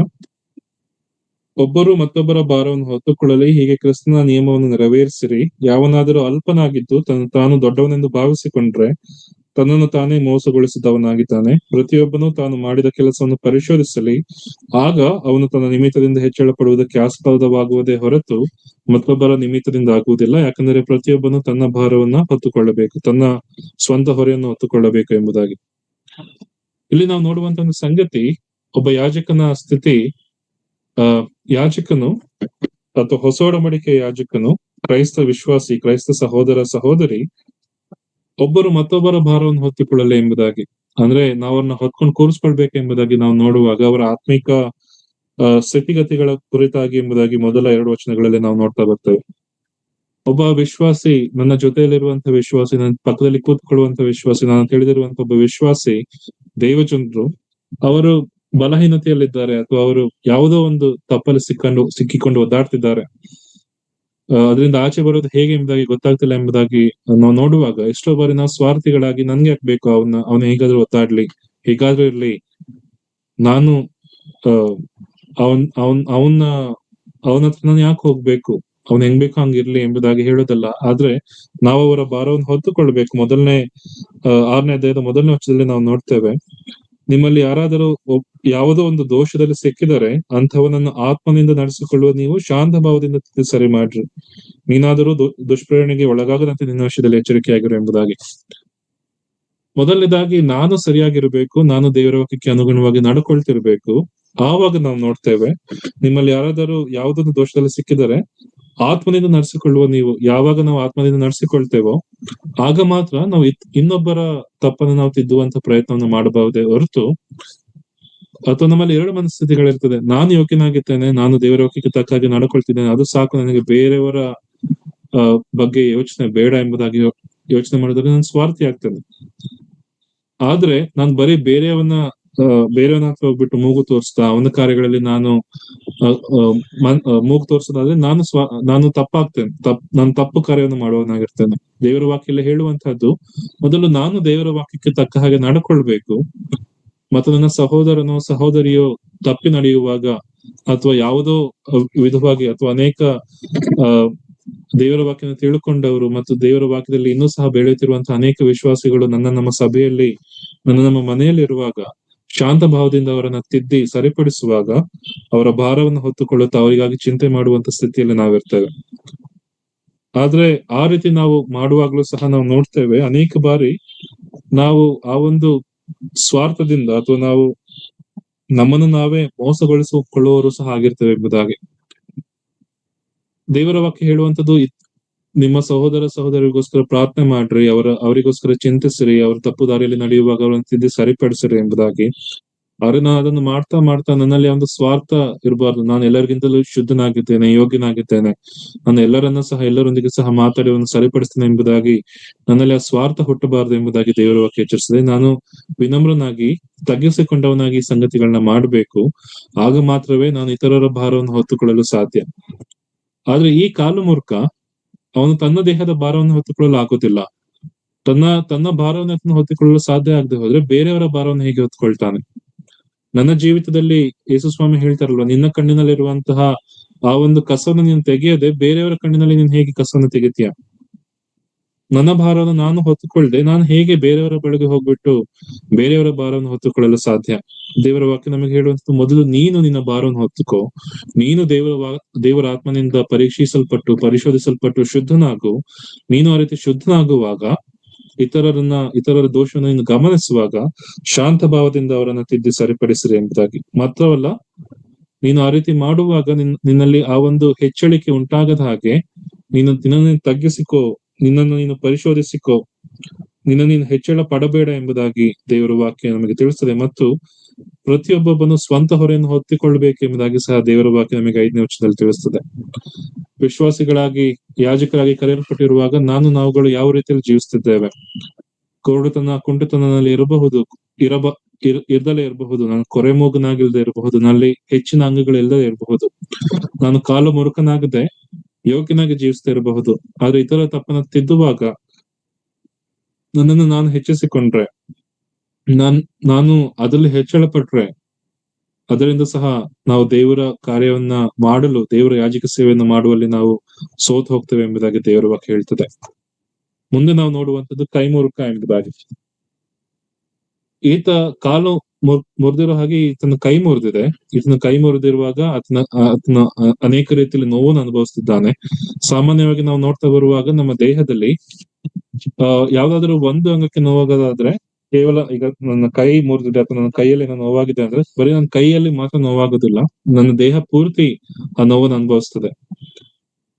ವಿಶ್ವಾಸಿಗಳಾಗಿ ನಾವು ಸಭೆಯಲ್ಲಿ ಕೂಡಿ ಬರುವಾಗ, ಸಭೆಯಲ್ಲಿ ಜೀವಿಸುವಾಗ ನಾವು ನೋಡುತ್ತಾ ಬರುವಂತ ಸಂಗತಿ, ಸಭೆಯಲ್ಲಿ ಯಾವುದಾದರೂ ಭಿನ್ನತೆಗಳಿರುವುದು, ಸಭೆಯಲ್ಲಿ ದೇವಜನರಲ್ಲಿ ಆ ಒಂದು ಒಗ್ಗಟ್ಟಿಲ್ಲದೆ ಇರಬಹುದು. ಯಾಕಂದ್ರೆ ನಾವೆಲ್ಲರೂ ಸಹ ಜೀವಿಸುವುದು ಕ್ರಿಸ್ತನೆಂಬ ತಲೆಯ ಮೇಲೆ, ಕ್ರಿಸ್ತನೆಂಬ ತಲೆಗೆ ಹೊಂದಿಕೆಯಾಗಿ ನಾವು ದೇಹವಾಗಿ ನಾವು ಜೀವಿಸ್ತೇವೆ. ಕ್ರಿಸ್ತನೆಂಬ ತಲೆ ನಮಗೆ ಆಜ್ಞೆಗಳನ್ನ ಅಪ್ಪಣೆಗಳನ್ನು ಕೊಡುವಾಗ ನಾವು ದೇಹವಾಗಿ ಅದನ್ನ ಮಾಡ್ತೇವೆ. ಆದ್ರೆ ನಮ್ಮ ದೇಹದಲ್ಲಿ ಯಾವ್ದಾದ್ರೂ ಒಂದು ಅಂಗಕ್ಕೆ ನೋವಾಗುವಾಗ, ನಮ್ಮ ದೇಹದ ಯಾವುದೋ ಒಂದು ಅಂಗಗಳಲ್ಲಿ ಆ ಒಂದು ನೋವು ಕಂಡು ಬರುವಾಗ, ನಾವು ಆ ನೋವನ್ನ, ಎಲ್ಲರಿಗೂ ಸಹ ನೋವಾಗ್ಬೇಕದು, ಸಭೆ ಎಂಬ ದೇಹಕ್ಕೆ ನೋವಾಗ್ಬೇಕು. ಇಲ್ದೆ ಹೋದ್ರೆ ನಾವು ನೋಡ್ತಾ ಬರ್ತೇವೆ, ಅದು ಒಂದು ಸಭೆಯಾಗಿ ಅದು ಯೋಗ್ಯವಾಗಿ ಇರೋದಿಲ್ಲ. ಮತ್ತು ಯಾಜಕನಾಗಿ ನಾನು ಕೈಮುರುಕನಾಗಿರೋದ, ಅಥವಾ ನನ್ನಲ್ಲಿ ನನ್ನ ಅಯೋಗ್ಯತೆಯಿಂದ ನನ್ನ ಸಭೆಯಲ್ಲಿ ಬಿರುಕುಂಟಾಗಿರುವುದಾದ್ರೆ, ನನ್ನ ಅಯೋಗ್ಯತೆಯಿಂದ, ನನ್ನ ಬಲಹೀನತೆಯಿಂದ, ನನ್ನ ತಪ್ಪಿನಿಂದ ದೇವರ ಸಭೆಗೆ ಅವಮಾನವನ್ನು ಮಾಡೋದಾದ್ರೆ, ನಾನು ಅದರಲ್ಲಿ ಯೋಗ್ಯನಲ್ಲ ಎಂಬುದಾಗಿ ದೇವರ ವಾಕ್ಯ ನಮಗೆ ತಿಳಿಸ್ತದೆ. ನೋಡಿ, ಯೋಬನೊಂದು ಸತ್ಯವನ್ನು ಅಲ್ಲಿ ಹೇಳ್ತಾನೆ. ಯೋಬ 24ನೇ ಅಧ್ಯಾಯ 15ನೇ ವಚನ. ಜಾರನು ತಾನು ಯಾರ ಕಣ್ಣಿಗೂ ಬೀಳಬಾರದೆಂದು ಸಂಜೆಯನ್ನು ಎದುರು ನೋಡುತ್ತಿದ್ದು ಮುಖಕ್ಕೆ ಮುಸುಕಿ ಹಾಕಿಕೊಳ್ಳುವನು. ನೋಡಿ, ಇಲ್ಲಿ ನಾವು ನೋಡ್ತೇವಲ್ವಾ, ಜಾರನ ಕುರಿತಾಗಿ ನಾವು ನೋಡ್ತೇವೆ. ಅವನು ಮಾಡುವಂತ ತಪ್ಪನ್ನ ಯಾರು ಸಹ ಗಮನಿಸಬಾರದೆಂಬುದಾಗಿ ಆತನು ಅನೇಕ ರೀತಿಯಲ್ಲಿ ಕೆಲಸಗಳನ್ನ ಮಾಡ್ತಾನೆ, ಆತನು ಅನೇಕ ರೀತಿಯಲ್ಲಿ ತನ್ನ ಕಾರ್ಯಗಳನ್ನ ಮುಚ್ಚಿಟ್ಕೊಳ್ತಾನೆ ಎಂಬುದಾಗಿ ದೇವರ ವಾಕ್ಯ ನಮಗೆ ತಿಳಿಸ್ತದೆ. ನನ್ನ ಕಾರ್ಯಗಳು ತಿಳಿಯಬಾರದು, ನಾನು ವಿಶ್ವಾಸಿಯಾಗಿದ್ದೇನೆ, ನಾನು ದೇವರ ಮಗನಾಗಿದ್ದೇನೆ, ನನ್ನ ಸಭೆಯಲ್ಲಿ ಆಕ್ಟಿವ್ ಆಗಿ ಎಲ್ಲಾ ಕಾರ್ಯಗಳಲ್ಲಿ ಪಾಲ್ಗೊಳ್ತಿದ್ದೇನೆ, ರೊಟ್ಟಿ ಪಾತ್ರೆಯಲ್ಲಿ ಪಾಲ್ಗೊಳ್ತಿದ್ದೇನೆ, ಪ್ರತಿ ಭಾನುವಾರ, ಬುಧವಾರ, ಶುಕ್ರವಾರ, ಶನಿವಾರ ನಾನು ಎಲ್ಲಾ ಕಾರ್ಯಗಳಲ್ಲಿ ನಾನು ಪಾಲ್ಗೊಳ್ತಿದ್ದೇನೆ, ಆಕ್ಟಿವ್ ಆಗಿದ್ದೇನೆ, ಎಲ್ಲರನ್ನ ಮಾತಾಡ್ಸ್ತೇನೆ, ಪ್ರಾರ್ಥನೆ ಮಾಡ್ತೇನೆ. ಅದಾಗಿ ನಾನು ಸಭೆಯಿಂದ ಆಚೆ ಹೋಗುವಾಗ ಅಥವಾ ಉಳಿದ ದಿನಗಳಲ್ಲಿ ನನ್ನ ಜೀವಿತ ಹೇಗಿರ್ತದೆ, ನಾನು ಕೆಲಸ ಮಾಡುವಾಗ, ನಾನು ಓದಕ್ಕೆ ಹೋಗುವಾಗ, ನಾನು ಅನ್ಯರೊಂದಿಗೆ ಇರುವಾಗ ನನ್ನ ಜೀವಿತ ಹೇಗಿರ್ತದೆ, ಆ ಜೀವಿತವನ್ನು ನಾನು ಯಾರಿಗೂ ಸಹ ತೆರೆದಿಡಲು ಇಷ್ಟಪಡುವುದಿಲ್ಲ. ನನ್ನ ಆ ಜೀವಿತದಿಂದ, ನನ್ನ ಅಯೋಗ್ಯ ಜೀವಿತದಿಂದ, ನನ್ನ ಅವಿಧೇಯತದಿಂದ ಸಭೆಯಲ್ಲಿ ಬಿರುಕುಗಳು ಉಂಟಾಗ್ತಿದ್ಯಾ? ನಾನು ದೇವರಿಗೆ ವಿಧೇಯನಾಗಿ ಜೀವಿಸದೇ ಇರೋದ್ರಿಂದ ಕ್ರಿಸ್ತನ ದೇಹದಲ್ಲಿ ಬಿರುಕುಗಳು ಉಂಟಾಗ್ತಿದ್ಯಾ? ನನ್ನ ಅವಿಧೇಯತೆ ಸಭೆಗೆ ಅದು ಎಫೆಕ್ಟ್ ಆಗ್ತಿದ್ಯಾ? ನಮ್ಮನ್ನು ನಾವು ಪರೀಕ್ಷಿಸಿಕೊಳ್ಬೇಕಾಗಿದೆ. ಯಾಜಕನು ತನ್ನ ಯಜ್ಞವನ್ನ ತಂದು ಸಮರ್ಪಿಸುವಾಗ, ತನ್ನ ಯಜ್ಞವನ್ನು ಸಮರ್ಪಿಸಿ ಒಳಗಡೆ ಬಂದು ಆ ಕೆಂಡದಿಂದ ಧೂಪ ಹಾಕುವಾಗ ನಾವು ನೋಡ್ತೇವೆ, ಅಲ್ಲಿ ಸುಗಂಧ ವಾಸನೆಯಾಗಿ ಆ ಯಜ್ಞ ದೇವರಿಗೆ ಸಮರ್ಪಣೆ ಆಗ್ತದೆ. ಇನ್ನೊಂದು ಕಡೆ ಪರಿಶುದ್ಧ ಸ್ಥಳ, ಮಹಾಪರಿಶುದ್ಧ ಸ್ಥಳದಲ್ಲಿ ಆ ಒಂದು ಸುಗಂಧ ವಾಸನೆಯಲ್ಲಿ ಉಂಟಾಗ್ತದೆ. ನನ್ನ ಯಜ್ಞ ಅಥವಾ ನಾನು ತರುವಂತಹ ಯಜ್ಞ ಅದು ಯೋಗ್ಯವಲ್ಲದೆ ಹೋದ್ರೆ, ನಾನು ನನ್ನ ದೇಹದಲ್ಲಿ, ನನ್ನ ಜೀವಿತದಲ್ಲಿ ಅನೇಕ ರೀತಿಯಲ್ಲಿ ಬೆರುಕನ್ನು ಇಟ್ಕೊಂಡು ಅಥವಾ ದುಷ್ಕಾರ್ಯಗಳನ್ನ, ದುಶ್ಚಟಗಳನ್ನ ಅಥವಾ ದೇವರಿಗೆ ಮೆಚ್ಚದೇ ಇರುವಂತಹ ಕಾರ್ಯಗಳನ್ನ ನಾನು ಇಟ್ಟುಕೊಂಡು ದೇವರ ಸನ್ನಿಧಾನಕ್ಕೆ ಬರುವಾಗ, ಯಜ್ಞಗಳನ್ನು ಸಮರ್ಪಿಸುವಾಗ ದೇವರದನ್ನು ಎಷ್ಟರ ಮಟ್ಟಿಗೆ ಸ್ವೀಕರಿಸ್ತಾರೆ? ನಾದಾಬ್, ಅಬಿಹು ಮಾಡಿದಂತ ಸಂಗತಿ, ಅವರು ಯಾಜಕರಾಗಿದ್ದಾರೆ, ನನ್ನೇ ಅಷ್ಟೇ ಅಥವಾ ಹಿಂದಿನ ದಿನವೇ ಮಾತ್ರ ಅಲ್ಲಿ ಯಜ್ಞ ಸಮರ್ಪಣೆಯಾಗಿದೆ, ದೇವರದನ್ನು ಇಷ್ಟಪಟ್ಟಿದ್ದಾರೆ, ಅವರನ್ನು ಯಜ್ಞ ಸಮರ್ಪಿಸುವಾಗ ಪರಲೋಕದಿಂದ ಬೆಂಕಿ ಬಂದದನ್ನು ದಹಿಸಿದೆ. ಆದ್ರೆ ಮಾರನೇ ದಿನ ನಾದಾಬ್, ಅಬಿಹು ಅವರು ಆ ಒಂದು ಸಣ್ಣ ಬೆಂಕಿಯನ್ನು ತಂದು ಸಮರ್ಪಿಸುವಾಗ ನಾವು ನೋಡ್ತೇವೆ, ಅಲ್ಲಿ ದೇವರ ಕೋಪ ಅಲ್ಲಿ ಪ್ರಕಟ ಆಗ್ತಾ ಇದೆ. ಸಭೆಯಾಗಿ, ದೇವಜನರಾಗಿ ನಾವುಗಳೆಲ್ಲರೂ ಸಹ ಕೂಡಿ ಬಂದು ದೇವರನ್ನ ಆರಾಧನೆ ಮಾಡುವಾಗ, ಪ್ರಾರ್ಥನೆ ಮಾಡುವಾಗ, ಸೇವಾ ಕಾರ್ಯಗಳಲ್ಲಿ ನಮ್ಮನ್ನು ನಾವು ತೊಡಗಿಸಿಕೊಳ್ಳುವಾಗ, ದೇವರಿಗಾಗಿ ಹೊಸ ಕಾರ್ಯಗಳನ್ನು ಮಾಡಬೇಕೆಂಬುದಾಗಿ ನಾವು ಆಲೋಚಿಸಿಕೊಳ್ಳುವಾಗ, ನಮ್ಮ ಬಲಹೀನತೆ, ನಮ್ಮ ಅವಿಧೇಯ ಕಾರ್ಯಗಳು, ದೇವರಿಗೆ ಕೋಪವನ್ನು ತರುವಂತ ಸಂಗತಿಗಳು ನನ್ನಲ್ಲಿರೋದಾದ್ರೆ, ಅದು ಪ್ರಾರ್ಥನೆಯನ್ನ ಎಷ್ಟರ ಮಟ್ಟಿಗೆ ಅದು ತಡೆ ಹಿಡಿಯುತ್ತಿದೆ, ಸೇವಾ ಕಾರ್ಯಗಳನ್ನ ಎಷ್ಟರ ಮಟ್ಟಿಗೆ ತಡೆ ಹಿಡಿಯುತ್ತಿದೆ. ನನ್ನ ಕೈ ಮುರುಕತನದಿಂದ, ನನ್ನ ಕೈ ಮುರಿಯುವಿಕೆಯಿಂದ ಸಭೆಯಲ್ಲಿ ಸಮಾಧಾನ ಇಲ್ಲ, ದೇವರ ಕಾರ್ಯಗಳನ್ನ ಮಾಡುವಲ್ಲಿ ಏಳಿಗೆ ಇಲ್ಲ, ದೇವರ ಕಾರ್ಯಗಳು ಅಭಿವೃದ್ಧಿ ಆಗ್ತಿಲ್ಲ, ದೇವರ ರಾಜ್ಯ ಏಳಿಗೆ ಆಗ್ತಿಲ್ಲ. ಕಾರಣ ಏನು? ನನ್ನ ಅವಿಧೇಯತೆ, ನನ್ನ ಬಲಹೀನತೆ, ನನ್ನಲ್ಲಿರುವಂತಹ ಆ ಒಂದು ವಿರೋಧಿ ಭಾವನೆ. ಹೊಸ ಒಡಂಬಡಿಕೆ ಯಾಜಕರಾಗಿ, ಪವಿತ್ರ ಯಾಜಕ ವರ್ಗದವರಾಗಿ, ದೇವರ ಸನ್ನಿಧಾನದಲ್ಲಿ ನಿಂತುಕೊಳ್ಳುವಂತಹ ಯಾಜಕ ವರ್ಗದವರಾಗಿ, ಆಚೆ ಬಂದು ದೇವರ ಗುಣಗಾನ ಮಾಡುವಂತಹ ರಾಜವಂಶದ ಯಾಜಕರಾಗಿರುವಾಗ ನಾವು ನಮ್ಮ ಜೀವಿತದಲ್ಲಿ ಈ ರೀತಿಯಾದ ಹೊಲಸಾದ ಕಾರ್ಯಗಳು, ದೇವರಿಗೆ ಸುಗಂಧನ ವಾಸನೆಯನ್ನು ಸಮರ್ಪಿಸುವ ಬದಲಾಗಿ ದೇವರಿಗೆ ಸಮರ್ಪಿಸುವಂತ ಆ ಒಂದು ಯಜ್ಞ ದುರ್ವಾಸನೆಯಾಗಿ ಬೀರೋದಾದ್ರೆ ಎಷ್ಟರ ಮಟ್ಟಿಗೆ ದೇವರನ್ನು ಮೆಚ್ಚಿಕೊಳ್ತಾನೆ? ದೇವರ ಶಿಕ್ಷೆಗೆ ನಾವು ಗುರಿಯಾಗೋದಲ್ಲದೆ ಇನ್ಯಾವುದಕ್ಕೆ ಗುರಿ ಆಗ್ತೇವೆ? ನಮ್ಮನ್ನು ನಾವು ಪರೀಕ್ಷಿಸಿಕೊಳ್ಳುವಂತವರಾಗಿರೋಣ. ಇದೇ ರೆಫರೆನ್ಸ್ ಆಗಿ ಲೂಕ 12ನೇ ಅಧ್ಯಾಯದಲ್ಲಿ ಸಹ ಒಂದು ವಾಕ್ಯ ಬರೆಯಲ್ಪಟ್ಟಿದೆ. ಎಫೆಸದವರಿಗೆ ಬರೆದ ಪತ್ರಿಕೆಯಲ್ಲಿ ಸಹ ವಾಕ್ಯ ಬರೆಯಲ್ಪಟ್ಟಿದೆ. ನೋಟ್ ಮಾಡ್ಕೊಂಡು ನೀವು ಸ್ವಂತವಾಗಿ ನೀವು ಅದನ್ನ ಧ್ಯಾನ ಮಾಡಬಹುದು. ನಾವು ಮುಂದುವರಿಯುವಂತವರಾಗಿರೋಣ. ಮುಂದೆ ನಾವು ನೋಡುವಂತದ್ದು ಗೂನು ಗುಜ್ಜಾರಿ ಎಂಬುದಾಗಿ, ಅಥವಾ ಕ್ರೂಕ್ ಬ್ಯಾಕ್ ಎಂಬುದಾಗಿ ಕಿಂಗ್ ಜೇಮ್ಸ್ ವರ್ಷನ್ ಅಲ್ಲಿ ನಾವು ನೋಡ್ತೇವೆ. ಈತನ ಬೆನ್ನು ಬಾಗಿದೆ, ಈತನು ಯಾಜಕನಾಗಿದ್ದಾನೆ, ಯಾಜಕ ಸೇವೆಯನ್ನು ಮಾಡಲು ಕರೆಯಲ್ಪಟ್ಟಿದ್ದಾನೆ. ಆದ್ರೆ ಈತನು ನೇರವಾಗಿ ನಿಂತ್ಕೊಳ್ಳಲು ಸಾಧ್ಯವಿಲ್ಲ, ಗೂನು ಬೆನ್ನಾಗಿದ್ದಾನೆ. ಇವನು ಸ್ಟ್ರೈಟ್ ಆಗಿ ನಿಂತ್ಕೊಂಡಿಲ್ಲ, ಆದ್ರೆ ಬಾಗಿದ್ದಾನೆ. ಈ ರೀತಿ ಬಾಗಿರುವಾಗ ಆತನು ಒಳಗಡೆ ಹೋಗಿ ಮೇಜಿನ ಮೇಲೆ ರೊಟ್ಟಿಗಳನ್ನ ಇಡಬೇಕು. 6 ರೊಟ್ಟಿಗಳನ್ನ 2 ಭಾಗವಾಗಿ ಇಡಬೇಕು. 12 ರೊಟ್ಟಿಗಳನ್ನ 2 ಭಾಗ ಮಾಡಿ 6 ರೊಟ್ಟಿಗಳನ್ನ ಇಡಬೇಕು. ಅದರ ಮೇಲೆ ಧೂಪ ದ್ರವ್ಯವನ್ನು ಇಡಬೇಕು. ಅಥವಾ ಎಡಗಡೆ ಬಂದ್ಬಿಟ್ಟು ಆ ಬೆಂಕಿಯ ಒಂದು ಧೂಪ, ಆ ಒಂದು ಕ್ಯಾಂಡಲ್ ಸ್ಟಿಕ್ ಅಥವಾ ಚಿನ್ನದ ಒಂದು ದೀಪ ಸ್ತಂಭ ಏನಿದೆ, ಆ ದೀಪ ಸ್ತಂಭಕ್ಕೆ ಆತನು ಎಣ್ಣೆ ಹೊಯ್ದು ಬೆಂಕಿಯನ್ನು ಹಚ್ಚಿಸ್ಬೇಕು ಪ್ರತಿ ಸಂಜೆ. ಅದು ಬಹಳ ಎತ್ತರವಾಗಿರೋದ್ರಿಂದ ಈತನ ಬೆನ್ನು ಗೂನಾಗಿ ಈತನು ಕುಳ್ಳನಾಗಿರುವ ಕಾರಣ, ಅಥವಾ ಈತನ ಕೈಗಳು ಆ ರೊಟ್ಟಿಗಳನ್ನ ಮೇಲೆ ಇಡಲು ಅಥವಾ ಒಂದರ ಮೇಲೆ ಒಂದು ಇಡಲು ಸಾಧ್ಯವಾಗದೇ ಇರಬಹುದು. ಅಥವಾ ಈತನು ಬೆಂಕಿ ಆ ದೀಪಸ್ತಂಭಕ್ಕೆ ಎಣ್ಣೆ ಹಾಕಿ ಬೆಂಕಿ ಹಚ್ಚೋದಕ್ಕೆ ಸಾಧ್ಯವಾಗದೇ ಇರಬಹುದು. ಆದ್ದರಿಂದ ದೇವರು ಹೇಳುವಂಥದ್ದು, ನೀನು ನನ್ನ ಸನ್ನಿಧಾನಕ್ಕೆ ಬರಬೇಡ, ನೀನು ಗೂನು ಬೆನ್ನಾಗಿರೋದ್ರಿಂದ, ಗೂನು ಗುಜ್ಜಾರಿ ಆಗಿರೋದ್ರಿಂದ ನನ್ನ ಸನ್ನಿಧಾನಕ್ಕೆ ಬಂದು ಯಾಜಕ ಸೇವೆಯನ್ನು ಮಾಡಲು ಸಾಧ್ಯವಿಲ್ಲ, ನೀನು ಬರಬೇಡ ಎಂಬುದಾಗಿ ದೇವರ ವಾಕ್ಯ ಯಾಜಕನಿಗೆ ತಿಳಿಸ್ತದೆ. ಅದೇ ಹೊಸ ಒಡಂಬಡಿಕೆಯ ಯಾಜಕನಾಗಿರುವಂತಹ ನಮಗೆ, ರಾಜವಂಶಸ್ಥನಾಗಿಯೂ ಪವಿತ್ರ ಯಾಜಕ ಸೇವೆಯನ್ನು ಮಾಡುವಂತಹ ಯಾಜಕನಾಗಿರುವಂತಹ ನಮಗೆ ದೇವರ ವಾಕ್ಯ ಹೊಸ ಒಡಂಬಡಿಕೆಯಲ್ಲಿ ಈ ಬಾಗುವಿಕೆಯ ಕುರಿತಾಗಿ ಅನೇಕ ಸಂಗತಿಗಳನ್ನ ತಿಳಿಸ್ತದೆ. ಅದಾಗಿ ಫಿಲಿಪ್ಪಿಯವರಿಗೆ ಬರೆದ ಪತ್ರಿಕೆ 3ನೇ ಅಧ್ಯಾಯದ 20ನೇ ವಚನದಲ್ಲಿರುವಂತಹ ವಚನವನ್ನು ನಾವು ಓದಿಕೊಳ್ಳೋಣ. ನಾವಾದರೂ ಪರಲೋಕ ಸಂಸ್ಥಾನದವರು, ಕರ್ತನಾದ ಯೇಸು ಕ್ರಿಸ್ತನು ಅಲ್ಲಿಂದಲೇ ರಕ್ಷಕನಾಗಿ ಬರುವುದನ್ನು ಎದುರು ನೋಡುತ್ತಾ ಇದ್ದೇವೆ. ನಾವು ಏನನ್ನು ನೋಡ್ತಿದ್ದೇವೆ ಎಂಬುದಾಗಿ ನಾವು ನೋಡುವಾಗ ಪರಲೋಕ ಸಂಸ್ಥಾನವನ್ನು ನಾವು ನೋಡ್ತಿದ್ದೇವೆ. ಪರಲೋಕ ಸಂಸ್ಥಾನ ನಮಗೆ ಕೆಳಗಡೆ ಇಲ್ಲ, ನಮ್ಮ ಮುಂದೆ ಇಲ್ಲ, ಆದ್ರೆ ಅದು ಮೇಲಿದೆ. ಸೊ ಆ ಮೇಲಿರುವಂತಹ ಪರಲೋಕ ಸಂಸ್ಥಾನವನ್ನು ನಾವು ನೋಡುವಾಗ ನಮ್ಮ ಕಣ್ಣುಗಳು ಮೇಲೆ ಕೆತ್ತಲ್ಪಡ್ಬೇಕಂದ್ರೆ ನಾವು ನೇರವಾಗಿ ನಿಲ್ಲಬೇಕು. ಆದ್ರೆ ಈ ಗೂನು ಗುಜ್ಜಾರಿ ಅಥವಾ ಗೂನು ಬೆನ್ನು ನಮಗಿರೋದಾದ್ರೆ ಖಂಡಿತವಾಗಿ ನಾವು ಮೇಲೆ ಎದ್ದು ನಿಂತುಕೊಳ್ಳಲು ಸಾಧ್ಯವಿಲ್ಲ, ಮೇಲೆ ನೋಡಲು ಸಾಧ್ಯವಿಲ್ಲ, ಮೇಲೆ ಏನಾಗ್ತಿದೆ ಎಂಬುದಾಗಿ ನಾವು ಗ್ರಹಿಸಿಕೊಳ್ಳಲು ಸಾಧ್ಯವಿಲ್ಲ. ಈ ಲೋಕದ ಒಂದು ಸಂಗತಿಗಳಿಂದ ನಮ್ಮ ಬೆನ್ನು ಗೂನಾಗಿ ನಾವು ಈ ಲೋಕದ ಸಂಗತಿಗಳಲ್ಲಿಯೇ ನಾವು ತೊಡಗಿಸಿಕೊಳ್ತೇವೆ ಹೊರತು ಕ್ರೈಸ್ತನೆಂಬ ಹೆಸರಿರ್ತದೆ, ದೇವರ ಸನ್ನಿಧಾನವನ್ನು ಪ್ರವೇಶಿಸುವಂತ ಯೋಗ್ಯತೆ ಇರ್ತದೆ, ಅಥವಾ ದೇವರ ಮಕ್ಕಳೆನ್ನುವಂತಹ ಬಿರುದು ನಮಗಿರ್ತದೆ, ಯಾಜಕನೆನ್ನುವಂತ ಒಂದು ಬಿರುದು ನನಗಿರ್ತದೆ. ಆದ್ರೆ ದೇವರ ಸನ್ನಿಧಾನಕ್ಕೆ ಬಂದು ದೇವರ ಸೇವೆಯನ್ನು ಮಾಡುವಂತ ಯೋಗ್ಯತೆ ನನಗಿಲ್ಲ. ಯಾಕೆ? ನನ್ನ ಬೆನ್ನು ಗೂನಾಗಿದೆ, ಅಥವಾ ನನ್ನ ಒಂದು ಸ್ಥಿತಿ, ದೇಹದ ಸ್ಥಿತಿ ಅಥವಾ ನನ್ನ ಆತ್ಮಿಕ ಸ್ಥಿತಿ ಕೇವಲ ಈ ಲೋಕಕ್ಕೆ ಸೀಮಿತವಾಗಿದ್ದಾಗಿದೆ. ಭಾನುವಾರದ ಕ್ರೈಸ್ತನೆಂಬುದಾಗಿ ಅನೇಕ ಹೆಸರುಗಳಿದೆ ಅಲ್ಲ. ಭಾನುವಾರದ ಕ್ರೈಸ್ತ ಅಥವಾ ಸಭೆಯೊಳಗಡೆ ಇರುವಾಗ ಮಾತ್ರ ಕ್ರೈಸ್ತ, ದೇವಜನರೊಂದಿಗೆ ಇರುವಾಗ ಮಾತ್ರ ಕ್ರೈಸ್ತ.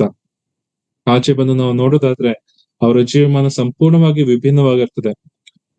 ಅನ್ಯರಿಗಿಂತಲೂ ಹೆಚ್ಚಾಗಿ ಅನ್ಯರ ಹಾಗೆ ವರ್ತಿಸುವಂತ ಸ್ಥಿತಿಗತಿಗಳಲ್ಲಿ ಅನೇಕ ದೇವಜನರನ್ನು ನಾವು ನೋಡ್ತಾ ಬರ್ತೇವೆ.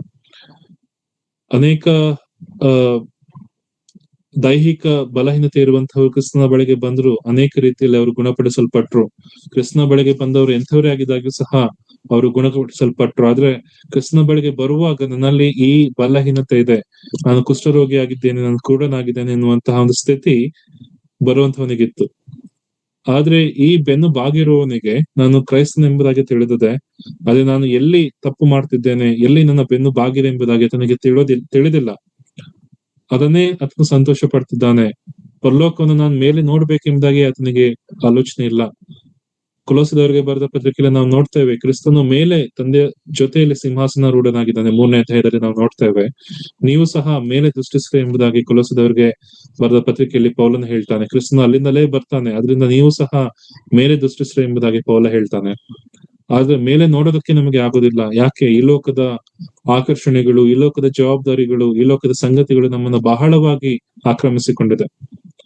ಅಬ್ರಹಾಮನ ಕುರಿತಾಗಿ ನಾವು ನೋಡೋದಾದ್ರೆ, ದಾವಿದನ ಕುರಿತಾಗಿ ನಾವು ನೋಡೋದಾದ್ರೆ, ಅಬ್ರಹಾಮ ಈ ಲೋಕದ ಅನ್ಯರಿಂದ ಕರೆಯಲ್ಪಟ್ಟು ಯಾವುದೇ ಗುರಿ ಇಲ್ಲದೆ ಅನ್ಯ ದೇಶಕ್ಕೆ ಬಂದು ಆ ದೇಶವನ್ನೆಲ್ಲ ನನಗೆ ಕೊಡ್ತೇನೆ ಎಂಬುದಾಗಿ ದೇವರು ಹೇಳಿದ್ದಾರೆ.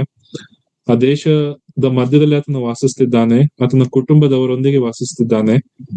ಈ ದೇಶ ಅಥವಾ ನನಗೆ ಕೊಟ್ಟಿರುವಂತಹ ಈ ಜಾಗ ನಂದೇ ಆಗಿದೆ ಮತ್ತು ನನ್ನ ಮಕ್ಕಳೆಲ್ಲ ಅಲ್ಲೇ ಇದ್ದಾರೆ ಅನ್ನೋದಾದ್ರೆ, ನನಗೆ ಬೇರೆ ಯಾವುದೇ ತೊಂದರೆ ಇಲ್ಲ ಅಲ್ಲಿ. ಈ ದೇಶನೇ ನನ್ಗಿದೆ, ಸೊ ಆರಾಮಾಗಿ ನಾನು ಸೆಟ್ಲ್ ಆಗೋಣ ಅಂತ ಹೇಳ್ಬಿಟ್ಟು ಅವನ್ ಮನೆ ಕಟ್ಕೊಂಡು ಸಮೃದ್ಧಿಯಾಗಿ ವಾಸ ಮಾಡಬಹುದಾಗಿತ್ತು. ಆದ್ರೆ ಅಬ್ರಹಾಮನ ಜೀವಿತವನ್ನು ಇಬ್ರಿಯ ಗ್ರಂಥಕರ್ತನು ಬರೆಯುತ್ತಾ ಬರ್ತಾನೆ, ಅಬ್ರಹಾಮನು ಈ ಲೋಕದ ಸ್ಥಿತಿಗತಿಗಳನ್ನ ಐಶ್ವರ್ಯವನ್ನು ನೋಡ್ಲಿಲ್ಲ, ಆದ್ರೆ ಅವನು ಮುಂದಣ ಲೋಕವನ್ನು ನೋಡ್ದ ಎಂಬುದಾಗಿ ಇಬ್ರಿಯ ಗ್ರಂಥಕರ್ತನು ಬರೆಯುತ್ತಾನೆ. ಇಬ್ರಿಯದವರಿಗೆ ಬರೆದ ಪತ್ರಿಕೆಯಲ್ಲಿ ನಾವು ನೋಡ್ತೇವಲ್ಲ, 11ನೇ ಅಧ್ಯಾಯ, ಇಬ್ರಿಯ 11ನೇ ಅಧ್ಯಾಯ 9-10 ವಚನ. ನಂಬಿಕೆಯಿಂದಲೇ ಅವನು ವಾಗ್ದಾತ ದೇಶಕ್ಕೆ ಬಂದಾಗ ಅಲ್ಲಿ ಅನ್ಯ ದೇಶದಲ್ಲಿ ಇದ್ದವನಂತೆ ಡೇರೆಗಳಲ್ಲಿ ಇದ್ದುಕೊಂಡು ಪ್ರವಾಸಿಯಾಗಿ ಬದುಕಿದನು. ಅದೇ ವಾಗ್ದಾನಕ್ಕೆ ಸಹಬಾಧ್ಯರಾಗಿದ್ದ ಇಸಾಕನು ಯಾಕೋಬನು ಅವನಂತೆಯೇ ಡೇರೆಗಳಲ್ಲಿ ವಾಸಿಸಿದರು. ಯಾಕೆಂದರೆ ಅವನು ಶಾಶ್ವತವಾದ ಅಸ್ತಿವಾರಗಳುಳ್ಳ ಪಟ್ಟಣವನ್ನು, ಅಂದರೆ ದೇವರು ಸಂಕಲ್ಪಿಸಿ ನಿರ್ಮಿಸಿದ ಪಟ್ಟಣವನ್ನು ಎದುರು ನೋಡುತ್ತಿದ್ದನು. ನೋಡಿ, ಅಬ್ರಹಾಮನ ಜೀವಿತ ಯಾವ ರೀತಿಯಲ್ಲಿದೆ. ಆತನು ಅನ್ಯರಿಂದ ಬಂದಾಗ್ಯೂ ಸಹ ದೇವರ ಕರೆಗೆ ಕಿವಿಗೊಡುವಾಗ ದೇವರು ಅವನಿಗೆ ಸ್ವಾಸ್ಥ್ಯವನ್ನು ಕೊಡ್ತಾನೆ, ದೊಡ್ಡ ದೇಶವನ್ನು ಕೊಟ್ಟಿದ್ದಾನೆ, ಮತ್ತು ಎಣಿಸಲಾರದಷ್ಟು ಆಸ್ತಿಯನ್ನು ಕೊಟ್ಟಿದ್ದಾನೆ, ಸೇವಕರುಗಳನ್ನು ಕೊಟ್ಟಿದ್ದಾನೆ, ಆ ಎಲ್ಲಾ ಆಸ್ತಿಗೆ ಬಾಧ್ಯನಾಗಿ ಮಗನನ್ನು ಕೊಟ್ಟಿದ್ದಾನೆ. ಅದಾಗಿ ಆತನ ಜೀವಿತ ಅನ್ಯ ದೇಶದವಂತೆ ಡೇರೆಗಳಲ್ಲಿ ವಾಸ ಮಾಡುತ್ತಾನೆ. ಅವನಿಗೆ ಇರುವಂತ ಸ್ವಂತ ಸ್ಥಳ, ಸ್ವಂತ ದೇಶ, ಸ್ವಂತ ಸೇನೆ ಇದೆ, ಅವನಿಗೆ ಸೈನ್ಯ ಇದೆ, ಅಧಿಕಾರಿಗಳಿದ್ದಾರೆ, ಅಲ್ಲಿ ಬಹಳ ಆಸ್ತಿ ಇದೆ. ಅದಾಗಿ ಅವ್ನು ನೋಡುತ್ತಿರುವಂತದ್ದು ಅನ್ಯ ದೇಶವನ್ನು ಹಾಗೆ ಜೀವಿಸ್ತಿದ್ದಾನೆ. ಆದ್ರೆ ಈ ದಿನಗಳಲ್ಲಿ ಕ್ರೈಸ್ತರಾಗಿ ನಾವು ಜೀವಿಸ್ತಿರುವಾಗ ಈ ದೇಶನೇ ಅಥವಾ ನಾವಿರುವಂತ ಸ್ಥಳ, ಈ ಭೂಮಿನೇ ನಮ್ಮ ದೇಶ, ನಮ್ಮ ಸ್ವಂತ ಸ್ವತ್ತು ಎಂಬುದಾಗಿ ಎಷ್ಟರ ಮಟ್ಟಿಗೆ ನಾವು ಇದಕ್ಕಾಗಿ ಪ್ರಯಾಸ ಪಡ್ತೇವೆ. ದೇವರ ಸನ್ನಿಧಾನಕ್ಕೆ ಬರೋದನ್ನ ಸಹ ಬಿಟ್ಟು, ದೇವರ ಆಲಯಕ್ಕೆ ಬರೋದನ್ನ ಬಿಟ್ಟು, ದೇವರ ಕಾರ್ಯಗಳಲ್ಲಿ ಆಸಕ್ತರಾಗುವುದನ್ನ ಬಿಟ್ಟು, ನಮ್ಮದೇ ಆದಂತ ಕಾರ್ಯಗಳಲ್ಲಿ ನಮ್ಮ ಬಿಸ್ನೆಸ್ ಗಳನ್ನ, ನಮ್ಮ ಕೆಲಸಗಳನ್ನ, ನಮ್ಮ ಜವಾಬ್ದಾರಿಗಳನ್ನ, ನನಗೆ ಸಿಕ್ಕಬೇಕಾಗಿರುವಂತಹ ಹೆಸರನ್ನ, ಆಸ್ತಿಯನ್ನು ಪಡ್ಕೊಳ್ಳಲು ಎಷ್ಟರ ಮಟ್ಟಿಗೆ ನಾವು ತವಕ ಪಡ್ತೇವೆ. ಅಬ್ರಹಾಮನ ಜೀವಿತವನ್ನು ನೋಡಿ, ಎಲ್ಲಾ ಇದೆ ಅವನಿಗೆ, ಅದಾಗಿ ಸಹ ಅವನ ದೃಷ್ಟಿ ಪರಲೋಕದ ಕಡೆಗೆ ಇದೆ. ಶಾಶ್ವತವಾದ ಅಸ್ತಿವಾರಗಳುಳ್ಳ ಪಟ್ಟಣವನ್ನು, ಅಂದರೆ ದೇವರು ಸಂಕಲ್ಪಿಸಿ ನಿರ್ಮಿಸಿದ ಪಟ್ಟಣವನ್ನು ಎದುರು ನೋಡ್ತಿದ್ದ ಎಂಬುದಾಗಿ.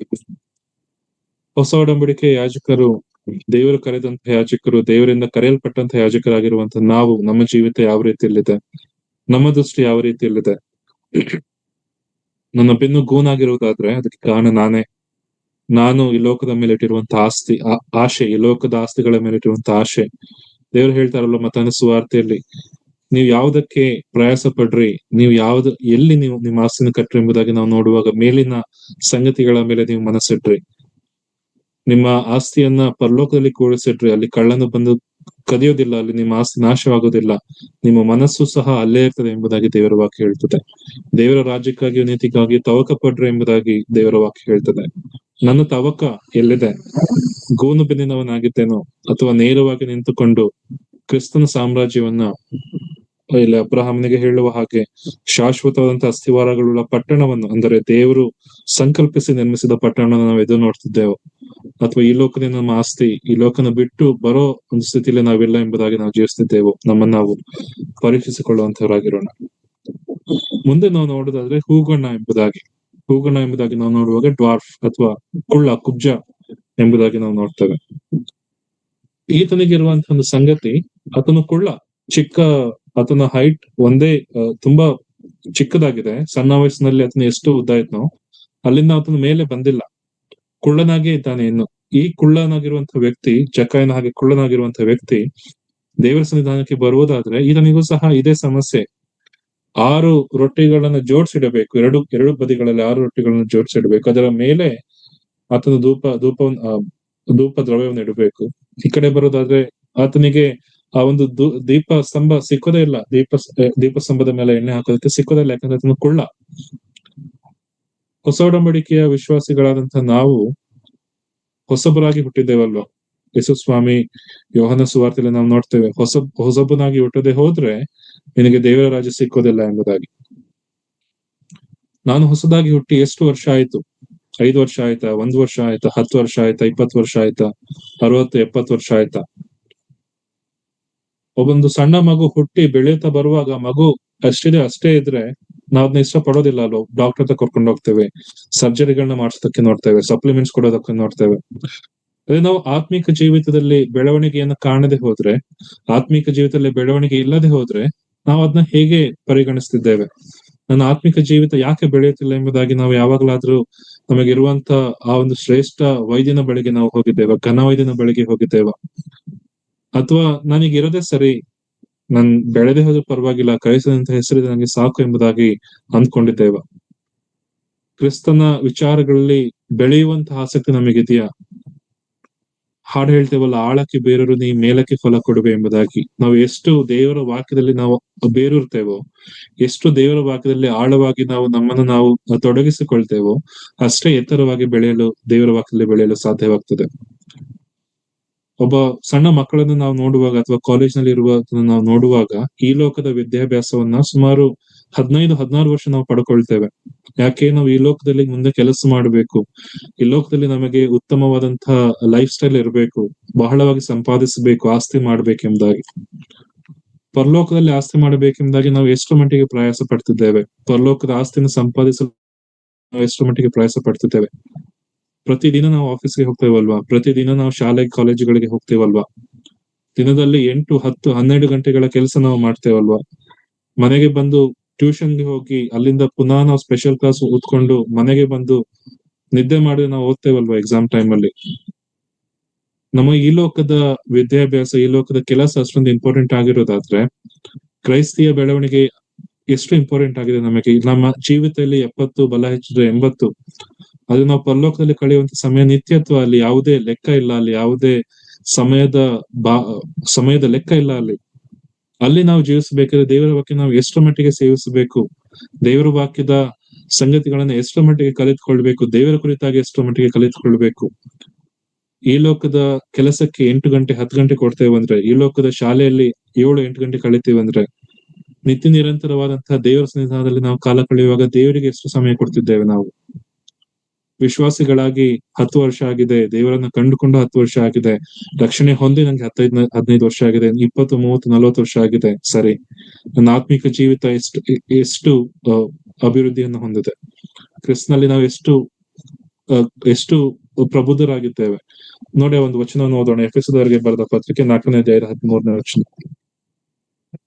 ನಾವೆಲ್ಲರೂ ನಂಬಿಕೆಯಿಂದಲೂ ದೇವಕುಮಾರನ ವಿಷಯವಾದ ಜ್ಞಾನದಿಂದಲೂ ಉಂಟಾಗುವ ಐಕ್ಯವನ್ನು ಹೊಂದಿ ಪ್ರವೀಣತೆಗೆ ಬಂದವರಾಗಿ ಕ್ರಿಸ್ತನ ಪರಿಪೂರ್ಣತೆ ಎಂಬ ಪ್ರಮಾಣವನ್ನು ಮುಟ್ಟುವ ತನಕ ದೇವಜನರನ್ನು ಯೋಗ್ಯ ಸ್ಥಿತಿಗೆ ತರುವ ಕೆಲಸಕ್ಕೋಸ್ಕರವೂ ಸಭೆಯ ಸೇವೆಗೋಸ್ಕರವೂ ಕ್ರಿಸ್ತನ ದೇಹವು ಅಭಿವೃದ್ಧಿಯಾಗುವುದಕ್ಕೋಸ್ಕರವೂ ಆತನು ಇವರನ್ನು ಅನುಗ್ರಹಿಸಿದನು.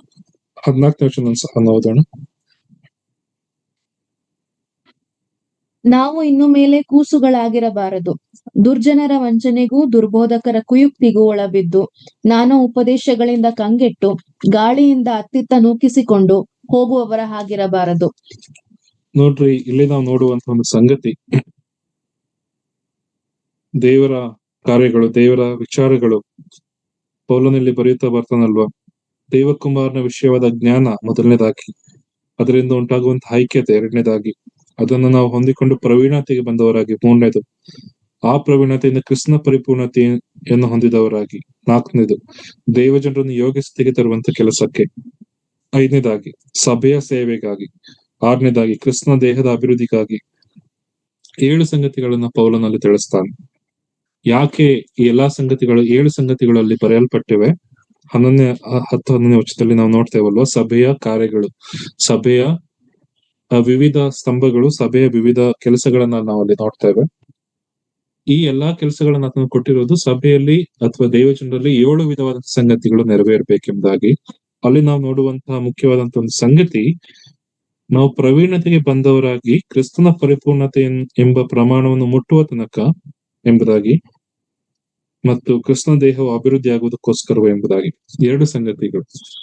ನಮ್ಮಲ್ಲಿ ಆ ಪ್ರವೀಣತೆ ಇದೆಯಾ? ಕ್ರಿಸ್ತನ ವಾಕ್ಯದ ಪರಿಪೂರ್ಣತೆ, ಕ್ರಿಸ್ತನ ದೇಹದ ಪರಿಪೂರ್ಣತೆ ಮತ್ತು ಕ್ರಿಸ್ತನ ದೇಹದ ಅಭಿವೃದ್ಧಿಯ ಸೇವೆ ಎಂಬುದಾಗಿ. ಯಾವಾಗ ಕ್ರಿಸ್ತನ ದೇಹ ಪರಿಪೂರ್ಣವಾಗ್ತದೆ ಅಥವಾ ನಾವು ಕ್ರಿಸ್ತನ ಪರಿಪೂರ್ಣತೆಗೆ ಅಥವಾ ಪ್ರವೀಣತೆಗೆ ನಾವು ಯಾವಾಗ ಬಂದವರಾಗ್ತೇವೆ? ನಾವು ಯಾವಾಗ ಈ ಲೋಕದ ಸಬ್ಜೆಕ್ಟ್ ಗಳಲ್ಲಿ ಪ್ರವೀಣತೆಯನ್ನು ಹೊಂದಿಕೊಳ್ತೇವೆ? ಅದನ್ನು ನಾವು ಪದೇ ಪದೇ ನಾವು ಓದುವಾಗ, ಧ್ಯಾನ ಮಾಡುವಾಗ, ಅದೇ ಪದೇ ಪದೇ ಹಗಲು ರಾತ್ರಿ ಅದನ್ನು ನಾವು ಓದ್ತೇವಲ್ವಾ? ಈ ಲೋಕದ ಸಂಗತಿಗಳನ್ನ, ಈ ಲೋಕದ ವಿಚಾರಗಳನ್ನ, ಈ ಲೋಕದ ಎಜುಕೇಶನ್ ಸಿಸ್ಟಮ್ ಅನ್ನ, ಈ ಲೋಕದ ಕೆಲಸದಲ್ಲಿ ನಾನೇ ಬೆಸ್ಟ್ ಪರ್ಫಾರ್ಮರ್ ಆಗಿರ್ಬೇಕೆಂಬುದಾಗಿ ಅನೇಕ ಕಾರ್ಯಗಳನ್ನ ನಾವು ಮಾಡ್ತಾ ಬರ್ತೇವಲ್ವಾ. ಕ್ರಿಸ್ತನ ಪ್ರವೀಣತೆ, ಕ್ರಿಸ್ತನ ದೇಹದ ಪ್ರವೀಣತೆ, ಕ್ರಿಸ್ತನ ಪರಿಪೂರ್ಣತೆಯ ಪ್ರಮಾಣವನ್ನು ನಾವು ಮುಟ್ಟುವವರಾಗಿದ್ದೇವೆ. ನಾವು ಒಬ್ಬೊಬ್ಬರಾಗಿ ಪರಿಪೂರ್ಣತೆಯನ್ನು ಮುಟ್ಟುವಾಗ ಮಾತ್ರವೇ ಸಭೆಯಾಗಿ ನಾವು ಕ್ರಿಸ್ತನ ದೇಹವಾಗಿ ಪರಿಪೂರ್ಣತೆಯನ್ನು ಮುಟ್ಟಲು ಸಾಧ್ಯವಾಗ್ತಲ್ವ. ಅಥವಾ ನಾನು ರಕ್ಷಣೆ ಹೊಂದಿ 20-30 ವರ್ಷ ಆಯ್ತು, ಈ ಲೋಕದಲ್ಲಿ ನನಗೆ ಬಂಗ್ಲೆಗಳಿದೆ, ಈ ಲೋಕದಲ್ಲಿ ನಾನು CEO ಆಗಿದ್ದೇನೆ, ಈ ಲೋಕದಲ್ಲಿ ಲಕ್ಷಾಂತರ ಜನ ನನ್ನನ್ನು ಫಾಲೋ ಮಾಡ್ತಾರೆ, ಈ ಲೋಕದಲ್ಲಿ ನಾನು ಹೇಳಿದ ಎಲ್ಲಾ ನಡೆಯುತ್ತೆ, ನನ್ನ ಕೈ ಕಾಲುಗಳಿಗೆ ಆಳುಗಳಿದ್ದಾರೆ ಎಂಬುದಾಗಿ ನಾವು ನೋಡಿ ದೇವರ ವಿಚಾರದ ಪ್ರವೀಣತೆ ಕುರಿತಾಗಿ ನಾವು ನೋಡುವಾಗ, ದೇವರೇ ನಾನು ನಿನ್ನ ವಾಕ್ಯನ ಓದ್ತೀನಿ ಅಷ್ಟೇ ಸಾಕು ಎಂಬುದಾಗಿ ಹೇಳಿದಾದ್ರೆ ಖಂಡಿತವಾಗಿ ದೇವರು ಹೇಳುವಂತ ಸಂಗತಿ, ದೇವರ ಗದರಿಕೆಗೆ ನಾವು ಗುರಿಯಾಗಬೇಕಾಗ್ತದೆ. ನನಗೆ ಎಷ್ಟೊಂದು ಸಮಯ ಕೊಟ್ಟೆನಲ್ಲ, ಎಷ್ಟೊಂದು ತಲಾಂತುಗಳನ್ನ ಕೊಟ್ಟೆನಲ್ಲ, ಲೌಕಿಕವಾಗಿ ನೀನು ತಲಾಂತುಗಳನ್ನ ಆಳು ಹೇಳ್ತಾನಲ್ವ, ನೀನು ಕೆಟ್ಟ ಆಳು ಎಂಬುದಾಗಿ ನಾನು ಭಾವಿಸಿ ಭೂಮಿಯ ಒಳಗಡೆ ನಾನು ಅಗೆದಿಟ್ಟೆ ಎಂಬುದಾಗಿ ಹೇಳ್ತಾನಲ್ವ. ಅದೇ ರೀತಿಯಲ್ಲಿ ದೇವರು ಕೊಟ್ಟಂತ ತಲಾಂತುಗಳನ್ನು ನಾನು ಭೂಮಿಯಲ್ಲಿ ಅಗೆದಿಟ್ಟು ಈ ಲೋಕದಲ್ಲಿ ನಾನು ಅಭಿವೃದ್ಧಿಯನ್ನು ಹೊಂದೋದಾದ್ರೆ ಖಂಡಿತವಾಗಿ ಒಂದು ದಿನ ಇದೆಲ್ಲವನ್ನು ಸಹ ನಾನು ಬಿಟ್ಟು ಹೋಗ್ಬೇಕಾಗ್ತದೆ. ಇದೆಲ್ಲವನ್ನು ಬಿಟ್ಟು ನಮ್ಮ ಒಡೆಯನ ಬಳಿಗೆ ಹೋಗುವಾಗ ಖಂಡಿತವಾಗಿ ಅಲ್ಲಿ ಸಹ ನಾನು ಗದರಿಕೆಯನ್ನು ಹೊಂದಬೇಕಾಗ್ತದೆ. ಪವಿತ್ರ ಯಾಜಕ ಸೇವೆಗೆ ನಾನು ಯೋಗ್ಯನೇ ಅಲ್ಲ. ದೇವರ ಮುಂದೆ ನಿಂತುಕೊಂಡು ದೇವರ ಬಳಿಗೆ ಹೋಗಿ ಯಜ್ಞಗಳನ್ನು ಸಮರ್ಪಿಸುವುದಕ್ಕೂ, ದೇವರ ಸನ್ನಿಧಾನದಿಂದ ಆಚೆ ಬಂದು ರಾಜವಂಶಸ್ಥನಂತಹ ಯಾಜಕನ ಸೇವೆಯನ್ನು ಮಾಡೋದಕ್ಕೂ ಸಹ ನಾನು ಯೋಗ್ಯನೇ ಅಲ್ಲ. ದೇವರು ಹೇಳುವಂತ ಸಂಗತಿ, ನನ್ನ ಆತ್ಮಿಕ ಜೀವಿತ ಹೇಗಿದೆ, ಆತ್ಮಿಕ ಪ್ರಬುದ್ಧತೆ ಹೇಗಿದೆ, ಕ್ರಿಸ್ತನ ಆ ಒಂದು ಪರಿಪೂರ್ಣತೆ ನಾನು ಹೊಂದಿಕೊಳ್ತಿದ್ದೇನಾ, ಕ್ರಿಸ್ತನ ವಿಚಾರವಾಗಿ ನಾನು ಬೆಳೆಯುತ್ತಾ ಬರ್ತಿದ್ದೇನಾ, ಅಥವಾ ಇನ್ನೂ ಸಹ ಈ ಲೋಕದ ಆಕರ್ಷಣೆಗಳು ನನ್ನನ್ನು ಮುಳುಗಿಸಿದ್ಯಾ, ಈ ಲೋಕದ ಸಂಗತಿಗಳಲ್ಲಿ ನಾನು ತೊಡಗಿಕೊಂಡಿದ್ದೇನಾ. ದೇವರ ವಾಕ್ಯವನ್ನು ಓದುವುದು ಮಾತ್ರವಲ್ಲ, ದೇವರ ವಾಕ್ಯದ ಆ ಒಂದು ನಾಲೆಜ್ ಪಡ್ಕೊಳ್ಳುವುದು ಮಾತ್ರವಲ್ಲ, ಆದ್ರೆ ನಮ್ಮ ಆತ್ಮಿಕ ಜೀವಿತ ಎಷ್ಟು ಮಟ್ಟಿಗೆ ಅದು ಬೆಳೆಯುತ್ತಾ ಬರ್ತದೆ, ಆತ್ಮಿಕ ಜೀವಿತದಲ್ಲಿ ನಾವು ಎಷ್ಟು ಮಟ್ಟಿಗೆ ಬದಲಾಗಿದ್ದೇವೆ, ನಮ್ಮನ್ನು ನಾವು ಪರೀಕ್ಷಿಸಿಕೊಳ್ಳೋಣ. ಮತ್ತು ಕೊನೆಯದಾಗಿ ಕಾಯಿಗಣ್ಣ ಎಂಬುದಾಗಿ ನಾವು ನೋಡ್ತೇವೆ. ಕಾಯಿಗಣ್ಣ ಅಂದ್ರೆ ಬ್ಲೆಮಿಶ್ ಇನ್ ಹಿಸ್ ಐ, ಅಥವಾ ಆತನ ಕಣ್ಣಿನ ದೃಷ್ಟಿ ಅದು ಹೊಂದಾಣಿಕೆ ಇಲ್ಲ, ಅಥವಾ ಆತನ ಕಣ್ಣಲ್ಲಿ ಏನೋ ಸಮಸ್ಯೆ ಇದೆ.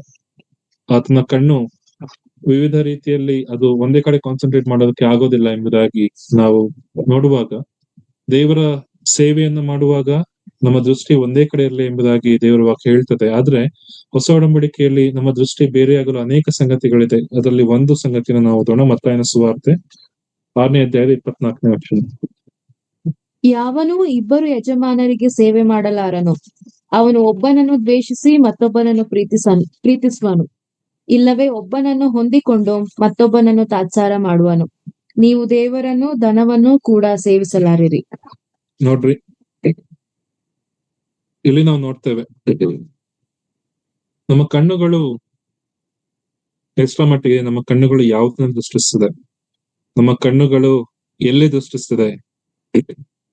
ಅಬ್ರಹಾಮನ ನಾವು ನೋಡ್ತಾ ಬರ್ತೇವಲ್ವಾ, ಆತನ ಕಣ್ಣುಗಳು ಭೂಲೋಕದಲ್ಲೇ ಇದ್ದಾಗ್ಯೂ ಸಹ, ಆತನ ಮುಂದೆ ದೊಡ್ಡ ಆಸ್ತಿ ಇದ್ದಾಗ್ಯೂ ಸಹ ಆತನ ಕಣ್ಣು ಪರಲೋಕವನ್ನು ದೃಷ್ಟಿಸ್ತಿತ್ತು, ಪರಲೋಕದಲ್ಲಿರುವಂತ ದೇವರನ್ನು ದೃಷ್ಟಿಸ್ತಿತ್ತು, ಆ ದೇವರು ಕಟ್ಟುತ್ತಿರುವಂತ ಶಾಶ್ವತವಾದಂತ ಪಟ್ಟಣವನ್ನು ದೃಷ್ಟಿಸ್ತಿತ್ತು. ಆದ್ರೆ ನಮ್ಮ ಕಣ್ಣು ಯಾವುದನ್ನು ದೃಷ್ಟಿಸ್ತದೆ? ನಾನು ವಿಶ್ವಾಸಿಯಾಗಿ ನಾನು ಎಣಿಸಬಹುದು, ಆದ್ರೆ ಆ ವಿಶ್ವಾಸಿ ಎಂಬ ಹೆಸರಿಗೆ ತಕ್ಕ ಹಾಗೆ ನಾನು ನಡ್ಕೊಳ್ಳದೆ ಹೋದ್ರೆ, ಇಲ್ಲಿ ನಾವು ನೋಡ್ತೇವೆ ದೇವರನ್ನು ಸೈತಾನನನ್ನು ಕೂಡ ಸೇವಿಸಲಾರೆ ಎಂಬುದಾಗಿ ಹೇಳಿಲ್ಲ, ಅಥವಾ ದೇವರನ್ನ ಅಥವಾ ನಿನ್ನನ್ನು ನೀನು ಸೇವಿಸಲಾರೆ ಎಂಬುದಾಗಿ ಹೇಳಿಲ್ಲ. ಅದೇ ದೇವರನ್ನ ಮತ್ತು ಧನವನ್ನು ನೀವು ಸೇವಿಸಲಾರೆ ಎಂಬುದಾಗಿ. ದೇವರಿಗೆ ವಿರುದ್ಧವಾಗಿ ನಿಂತುಕೊಳ್ಳುವಂತದ್ದು ಧನ ಅಥವಾ ಹಣ ಎಂಬುದಾಗಿ ನಾವಿಲ್ಲಿ ನಾವು ನೋಡ್ತೇವೆ. ದೇವರ ವಾಕ್ಯ ನಮಗೆ ಬೇಕಾ? ದೇವರ ಸನ್ನಿಧಾನ ನಮಗೆ ಬೇಕಾ? ಅಥವಾ ಹಣ ಮಾಡೋದು ನಮಗೆ ಬೇಕಾ? ಪತ್ರಿಕೆಗಳಲ್ಲಿ ಸಹ ಪೌಲನು ಬರೀತಾನಲ್ಲ, ಹಣ ಮಾಡ್ಬೇಕೆಂಬುದಾಗಿ ಅಥವಾ ಶ್ರೀಮಂತರಾಗಬೇಕೆಂಬುದಾಗಿ ಎಷ್ಟೋ ಜನರು ದೇವರ ಮಾರ್ಗವನ್ನೇ ಬಿಟ್ಟು ಹೋಗ್ತಿದ್ದಾರೆ. ಎಷ್ಟೋ ಜನರು ಅನೇಕ ಹಿಂಸೆಗಳಿಂದ ತಮ್ಮನ್ನು ತಾವು ತೀವಿಸಿಕೊಳ್ತಿದ್ದಾರೆ. ಐಶ್ವರ್ಯವಂತರಾಗಿ ಆಗಬೇಕೆನ್ನುವರು ಎಷ್ಟೋ ರೀತಿಯಲ್ಲಿ ಅವರು ದೇವರ ವಾಕ್ಯವನ್ನು ಬಿಟ್ಟು, ದೇವರ ಸಂಗತಿಗಳನ್ನ ಬಿಟ್ಟು ಕೆಟ್ಟತನಕ್ಕೆ ಅವರು ದಾಸರಾಗಿದ್ದಾರೆ ಎಂಬುದಾಗಿ ದೇವರ ವಾಕ್ಯದಲ್ಲಿ ನಾವು ನೋಡ್ತೇವೆ. ಸಭೆಯಲ್ಲಿ ಕೂತ್ಕೊಂಡು, ದೇವರ ಸನ್ನಿಧಾನದಲ್ಲಿ ಕೂತ್ಕೊಂಡು ಈ ಲೋಕದ ಆಲೋಚನೆಗಳು, ಭಾನುವಾರ ನಾವು ಸಭೆಗೆ ಬರ್ತೇವೆ, ಅದು ನಮ್ಮ ಮನಸ್ಸು ಸಭೆಯಲ್ಲಿ ಇರೋದಿಲ್ಲ. ಎಷ್ಟೊತ್ತಿಗೆ ಸಭೆ ಮುಗ್ತದೆ, ಎಷ್ಟೊತ್ತಿಗೆ ಮೀಟಿಂಗ್ ಮುಗಿಯುತ್ತೋ ಎನ್ನುವಂತ ಒಂದು ಆಲೋಚನೆಗಳು. ದೇವರ ಸನ್ನಿಧಾನದಲ್ಲಿ ಇರುವಂತಹ ಆ ಒಂದು ಶ್ರೇಷ್ಠತೆಯನ್ನು, ದೇವರ ಸನ್ನಿಧಾನದ ಆ ಒಂದು ಗಂಭೀರತೆಯನ್ನು ನಾವು ಅರ್ಥ ಮಾಡಿಕೊಳ್ಳಲಾರದಂತ ಒಂದು ಸ್ಥಿತಿ.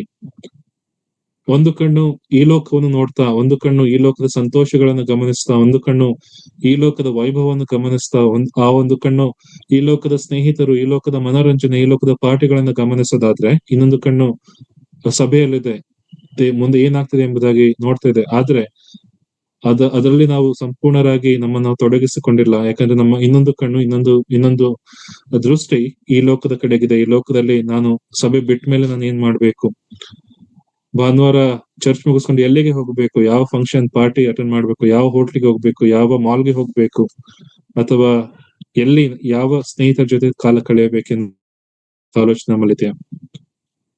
ಅಥವಾ ನಾನು ಭಾನುವಾರ ಹೋಗಿ ಬಂದಿದ್ದೇನೆ ಸಾಕು, ಅದು ಬೇರೆ ಎಲ್ಲಾ ದಿನ ನಾನು ಬೇಕಾದ್ರೆ ನನ್ನ ಸ್ವಂತ ಆಲೋಚನೆಗಳಲ್ಲಿ ನಾನು ತೊಡಗಿಸ್ಕೊಳ್ಬಹುದು ಎನ್ನುವಂತ ಆಲೋಚನೆ ಇದೆಯಾ? ಈ ಯಾಜಕ ಸೇವೆ ಎನ್ನುವಂಥದ್ದು ಶಾಶ್ವತವಾದಂತ ಸೇವೆ, ಪ್ರತಿದಿನ ಮಾಡುವಂತ ಸೇವೆ. ಯಾಜಕರು ಪ್ರತಿದಿನ ಕೆಲಸವನ್ನು ಮಾಡಬೇಕಾಗಿತ್ತು. ಅವರು ಸಂಜೆ ಹೊತ್ತಿನಲ್ಲಿ ಹೋಗಿ ದೀಪಸ್ತಂಭವನ್ನು ಸರಿಪಡಿಸಬೇಕಾಗಿತ್ತು. ವಾರಕ್ಕೆ ಒಂದು ದಿನ ಬಂದವರು ರೊಟ್ಟಿಯ ಮೇಜನ್ನು ಸರಿಪಡಿಸಬೇಕಾಗಿತ್ತು. ಯಜ್ಞವನ್ನು ಮಾಡಿ ಧೂಪಾರತಿಯನ್ನ ಹಾಕಬೇಕಾಗಿತ್ತು. ಹೀಗೆ ಪ್ರತಿದಿನ, ಪ್ರತಿ ಕ್ಷಣ, ಪ್ರತಿ ವಾರ, ಪ್ರತಿ ಗಳಿಗೆ, ಪ್ರತಿ ಹಬ್ಬಗಳ ದಿನ, ವಿಶೇಷ ದಿನಗಳು, ವಿಶೇಷ ಕಾರ್ಯಗಳನ್ನ ಅವ್ರು ಮಾಡ್ಬೇಕಾಗಿತ್ತು. ಮತ್ತು ಅವರು ವೀಕ್ ಆಫ್ ಇದೆ, ಇವತ್ತು ನಂಗಿಲ್ಲ, ಇವತ್ತು ನಾನು ಈ ಕೆಲಸ ಮಾಡೋದಿಲ್ಲ ಎಂಬುದಾಗಿ ಹೇಳೋದಿಲ್ಲ. ಪ್ರತಿ ದಿನ ಅವ್ರು ಮಾಡ್ಬೇಕಾಗಿತ್ತು, ಪ್ರತಿ ವಾರ ಅದನ್ನ ಮಾಡ್ಬೇಕಾಗಿತ್ತು, ಪ್ರತಿ ಸನ್ನಿವೇಶಗಳಲ್ಲಿ, ಸಂದರ್ಭಗಳಲ್ಲಿ ಅದನ್ನ ಮಾಡ್ಬೇಕಾಗಿತ್ತು. ಮತ್ತೆ ಯಾವುದೇ ಎಕ್ಸೆಪ್ಷನ್ಸ್ ಅದ್ರಲ್ಲಿ ಇರಲಿಲ್ಲ. ನಾವುಗಳು ಎಕ್ಸೆಪ್ಷನ್ಸ್ ಅನ್ನ ಕಂಡುಕೊಳ್ಳೋದಾದ್ರೆ, ನಾವುಗಳು ನನಗೆ ಫ್ರೀ ಟೈಮ್ ಅನ್ನ ಕಂಡುಕೊಳ್ಳೋದಾದ್ರೆ, ನಾವುಗಳು ದೇವರ ಸನ್ನಿಧಾನವನ್ನ ಇದೆ ನನ್ನ ಮುಂದೆ, ಅದು ಸಹ ನಮ್ಮ ಮನಸ್ಸು ಅಥವಾ ನಮ್ಮ ಕಣ್ಣು ಬೇರೆ ಕಡೆ ಇರೋದಾದ್ರೆ, ದೇವರ ಸೇವೆಯನ್ನು ಮಾಡಲು ನಾನು ಯೋಗ್ಯನಲ್ಲ. ದೇವರ ಸೇವೆಯನ್ನು ಮಾಡುವಲ್ಲಿ ನಾನು ತಿರಸ್ಕೃತ ಹೊಂದ್ತೇನೆ. ದೇವರ ಸೇವೆಯಲ್ಲಿ ನಾನು ಸೋತು ಹೋಗ್ತೇನೆ. ನಮ್ಮ ಜೀವಿತ ಹೇಗಿದೆ, ನಮ್ಮ ದೃಷ್ಟಿ ಎಲ್ಲಿದೆ? ಇಬ್ರಿಯ ಗ್ರಂಥಕರ್ತನ ಬರೀತಾನೆ. ಕೊನೆಯದಾಗಿ ನಾವು ವಾಕ್ಯ ಭಾಗವನ್ನು ಓದ್ಕೊಳ್ಳೋಣ. ಇಬ್ರಿಯ ಪತ್ರಿಕೆಯಲ್ಲಿ 11ನೇ ಅಧ್ಯಾಯದಲ್ಲಿ ಅದನ್ನು ಗ್ರಂಥಕರ್ತನ ಬರೆಯುತ್ತಾನೆ. ನಂಬಿಕೆ ವೀರರು ಅವರು ಯಾವ ನಂಬಿಕೆಯನ್ನು ಇಟ್ಕೊಂಡು ಮುಂದೆ ನಡೆಯುವುದು ಎಂಬುದಾಗಿ. ಅದೆಲ್ಲವನ್ನು ಮಾಡಿ 12ನೇ ಅಧ್ಯಾಯದ 2 ಮತ್ತು 3ನೇ ವಚನವನ್ನು ನಾವು ಓದೋಣ. ನಂಬಿಕೆಯನ್ನು ಹುಟ್ಟಿಸುವವನು ಪೂರೈಸುವವನು ಆಗಿರುವ ಯೇಸುವಿನ ಮೇಲೆ ದೃಷ್ಟಿ ಇಟ್ಟು ನಮಗೆ ನೇಮಕವಾದ ಓಟವನ್ನು ಸ್ಥಿರ ಚಿತ್ತದಿಂದ ಓಡೋಣ. ಆತನು ತನ್ನ ಮುಂದೆ ಇಟ್ಟಿದ್ದ ಸಂತೋಷಕ್ಕೋಸ್ಕರ ಅವಮಾನವನ್ನು ಅಲಕ್ಷ್ಯ ಮಾಡಿ ಶಿಲುಬೆಯ ಮರಣವನ್ನು ಸಹಿಸಿಕೊಂಡು ದೇವರ ಸಿಂಹಾಸನದ ಬಲಗಡೆಯಲ್ಲಿ ಆಸನಾರೂಢನಾಗಿದ್ದಾನೆ. ನೀವು ಮನಗುಂದಿದವರಾಗಿ ಬೇಸರಗೊಳ್ಳದಂತೆ ಆತನನ್ನು ಆಲೋಚಿಸಿರಿ. ಆತನು ಪಾಪಿಗಳಿಂದ ಎಷ್ಟೋ ವಿರೋಧವನ್ನು ಸಹಿಸಿಕೊಂಡನು. ನೋಡ್ರಿ, ಇಲ್ಲಿ ನಾವು ನೋಡ್ತೇವೆ 11ನೇ ಅಧ್ಯಾಯದಲ್ಲಿ ಎಷ್ಟೋ ಶ್ರೇಷ್ಠ ವ್ಯಕ್ತಿಗಳ ಕುರಿತಾಗಿ ಅಲ್ಲಿ ಬರೆಯಲ್ಪಟ್ಟಿದೆ. ಆದ್ರೆ ಈ 12ನೇ ಅಧ್ಯಾಯದಲ್ಲಿ ಒಬ್ಬನೇ ಒಬ್ಬ ವ್ಯಕ್ತಿ ಕುರಿತಾಗಿ ಇದೆ. ಇಷ್ಟು ಮಂದಿ ಸಾಕ್ಷಿಗಳು ಮೇಘದ ಒಪ್ಪದಲ್ಲಿ ನಮ್ಮ ಮುಂದೆ ಇದ್ದಾರೆ. ಆದ್ರೆ ನಾವು ದೃಷ್ಟಿಸಬೇಕಾಗಿರೋದು ಯಾರನ್ನ? ಯೇಸು ಕ್ರಿಸ್ತನ ನಾವು ದೃಷ್ಟಿಸಬೇಕು. ಆತನ ದೃಷ್ಟಿಸಿ ನಮ್ಮ ಓಟವನ್ನು ಸ್ಥಿರಚಿತ್ತದಿಂದ ಓಡಬೇಕು. ನಮಗೆ ಡಿಸ್ಟ್ರಾಕ್ಷನ್ಸ್ ಇದೆ, ನಮಗೆ ಅನೇಕ ನಮ್ಮ ದೃಷ್ಟಿಗೆ ಬರುವಂತಹ ಅನೇಕ ಬೇಡವಂತ ಸಂಗತಿಗಳಿದೆ. ಆದ್ರೆ ಕ್ರಿಸ್ತನ ಒಂದು ಓಟವನ್ನು ನಾವು ಓಡುವಾಗ, ಕ್ರಿಸ್ತನ ಓಟವನ್ನು ನಾವು ಗಮನಿಸುವಾಗ, ನಾವು ಸಹ ಸ್ಥಿರಚಿತ್ತದಿಂದ ನಾವು ಓಟವನ್ನು ಓಡಲು ಸಾಧ್ಯವಾಗ್ತದೆ. ಈ ಲೋಕದ ಎಲ್ಲಾ ಸಂಗತಿಗಳನ್ನ ಬಿಟ್ಟು ಹತ್ತಿಕೊಳ್ಳುವಂತ ಪಾಪಗಳನ್ನ ತೆಗೆದುಹಾಕಿ, ಎಲ್ಲಾ ಭಾರವನ್ನು ತೆಗೆದುಹಾಕಿ, ಯಾವ ರೀತಿಯಲ್ಲಿ ಅವಮಾನವನ್ನು ತೆಗೆದುಹಾಕಿ, ಯಾವ ರೀತಿಯಲ್ಲಿ ಆತನು ಆ ಒಂದು ಓಟವನ್ನು ಸ್ಥಿರಚಿತ್ತದಿಂದ ಓಡಿದ್ನು, ಅದೇ ರೀತಿಯಲ್ಲಿ ನಾವು ಸಹ ಆ ಕ್ರಿಸ್ತನ ದೃಷ್ಟಿಸುವಾಗ ಆ ಒಂದು ಓಟವನ್ನು ನಾವು ಸ್ಥಿರಚಿತ್ತದಿಂದ ಓಡಲು ಸಾಧ್ಯವಾಗ್ತದೆ. ನಮ್ಮ ಕಣ್ಣುಗಳು ನೇರವಾಗಿ ಆತನ ಮೇಲೆ ನೆಲೆಗೊಳ್ಳುವಾಗ ನಾವು ಈ ರೀತಿ ಓಡಲು ಸಾಧ್ಯವಾಗ್ತದೆ. ಹೊಸ ಒಡಂಬಡಿಕೆ ಯಾಜಕರಾದಂತಹ ನಾವು ಈ ದಿನ 9 ಸಂಗತಿಗಳು ಅದನ್ನ ಕುರಿತಾಗಿ ನಾವು ಕಲಿತುಕೊಳ್ತಾ ಬಂದ್ವು.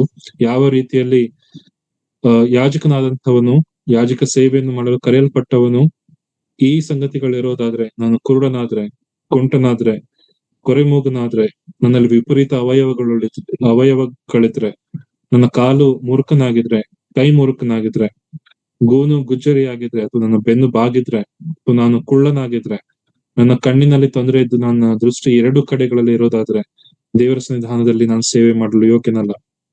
ಆತ್ಮಿಕ ಎಚ್ಚರಿಕೆಗಳನ್ನ ಸಹ ನಾವು ನೋಡ್ತಾ ಬಂದು ನಮ್ಮ ಆತ್ಮಿಕ ಜೀವಿತ ಯಾವ ರೀತಿಯಲ್ಲಿದೆ, ದೇವರ ಮುಂದೆ ನಾವು ಯಜ್ಞಗಳನ್ನ ಸಮರ್ಪಿಸುವವರಾಗಿದ್ದೇವಲ್ಲ, ದೇವರ ಮುಂದೆ ನಾವು ಪ್ರತಿದಿನ ಬರುವವರಾಗಿದ್ದೇವಲ್ಲ, ನಮ್ಮ ಸ್ಥಿತಿ ಯಾವ ರೀತಿಯಲ್ಲಿದೆ, ನಮ್ಮನ್ನ ಪರೀಕ್ಷಿಸಿಕೊಂಡು ಕ್ರಿಸ್ತನ ಮುಂದೆ ಯೋಗ್ಯರಾಗಿ ನಿಂತುಕೊಳ್ಳುವ ಹಾಗೆ ದೇವರ ಸಹಾಯ ನಾವು ಬೇಡಿಕೊಳ್ಳೋಣ. ದೇವರ ತಾನೇ ವಾಕ್ಯದ ಆಶೀರ್ವದಿಸಲಿ.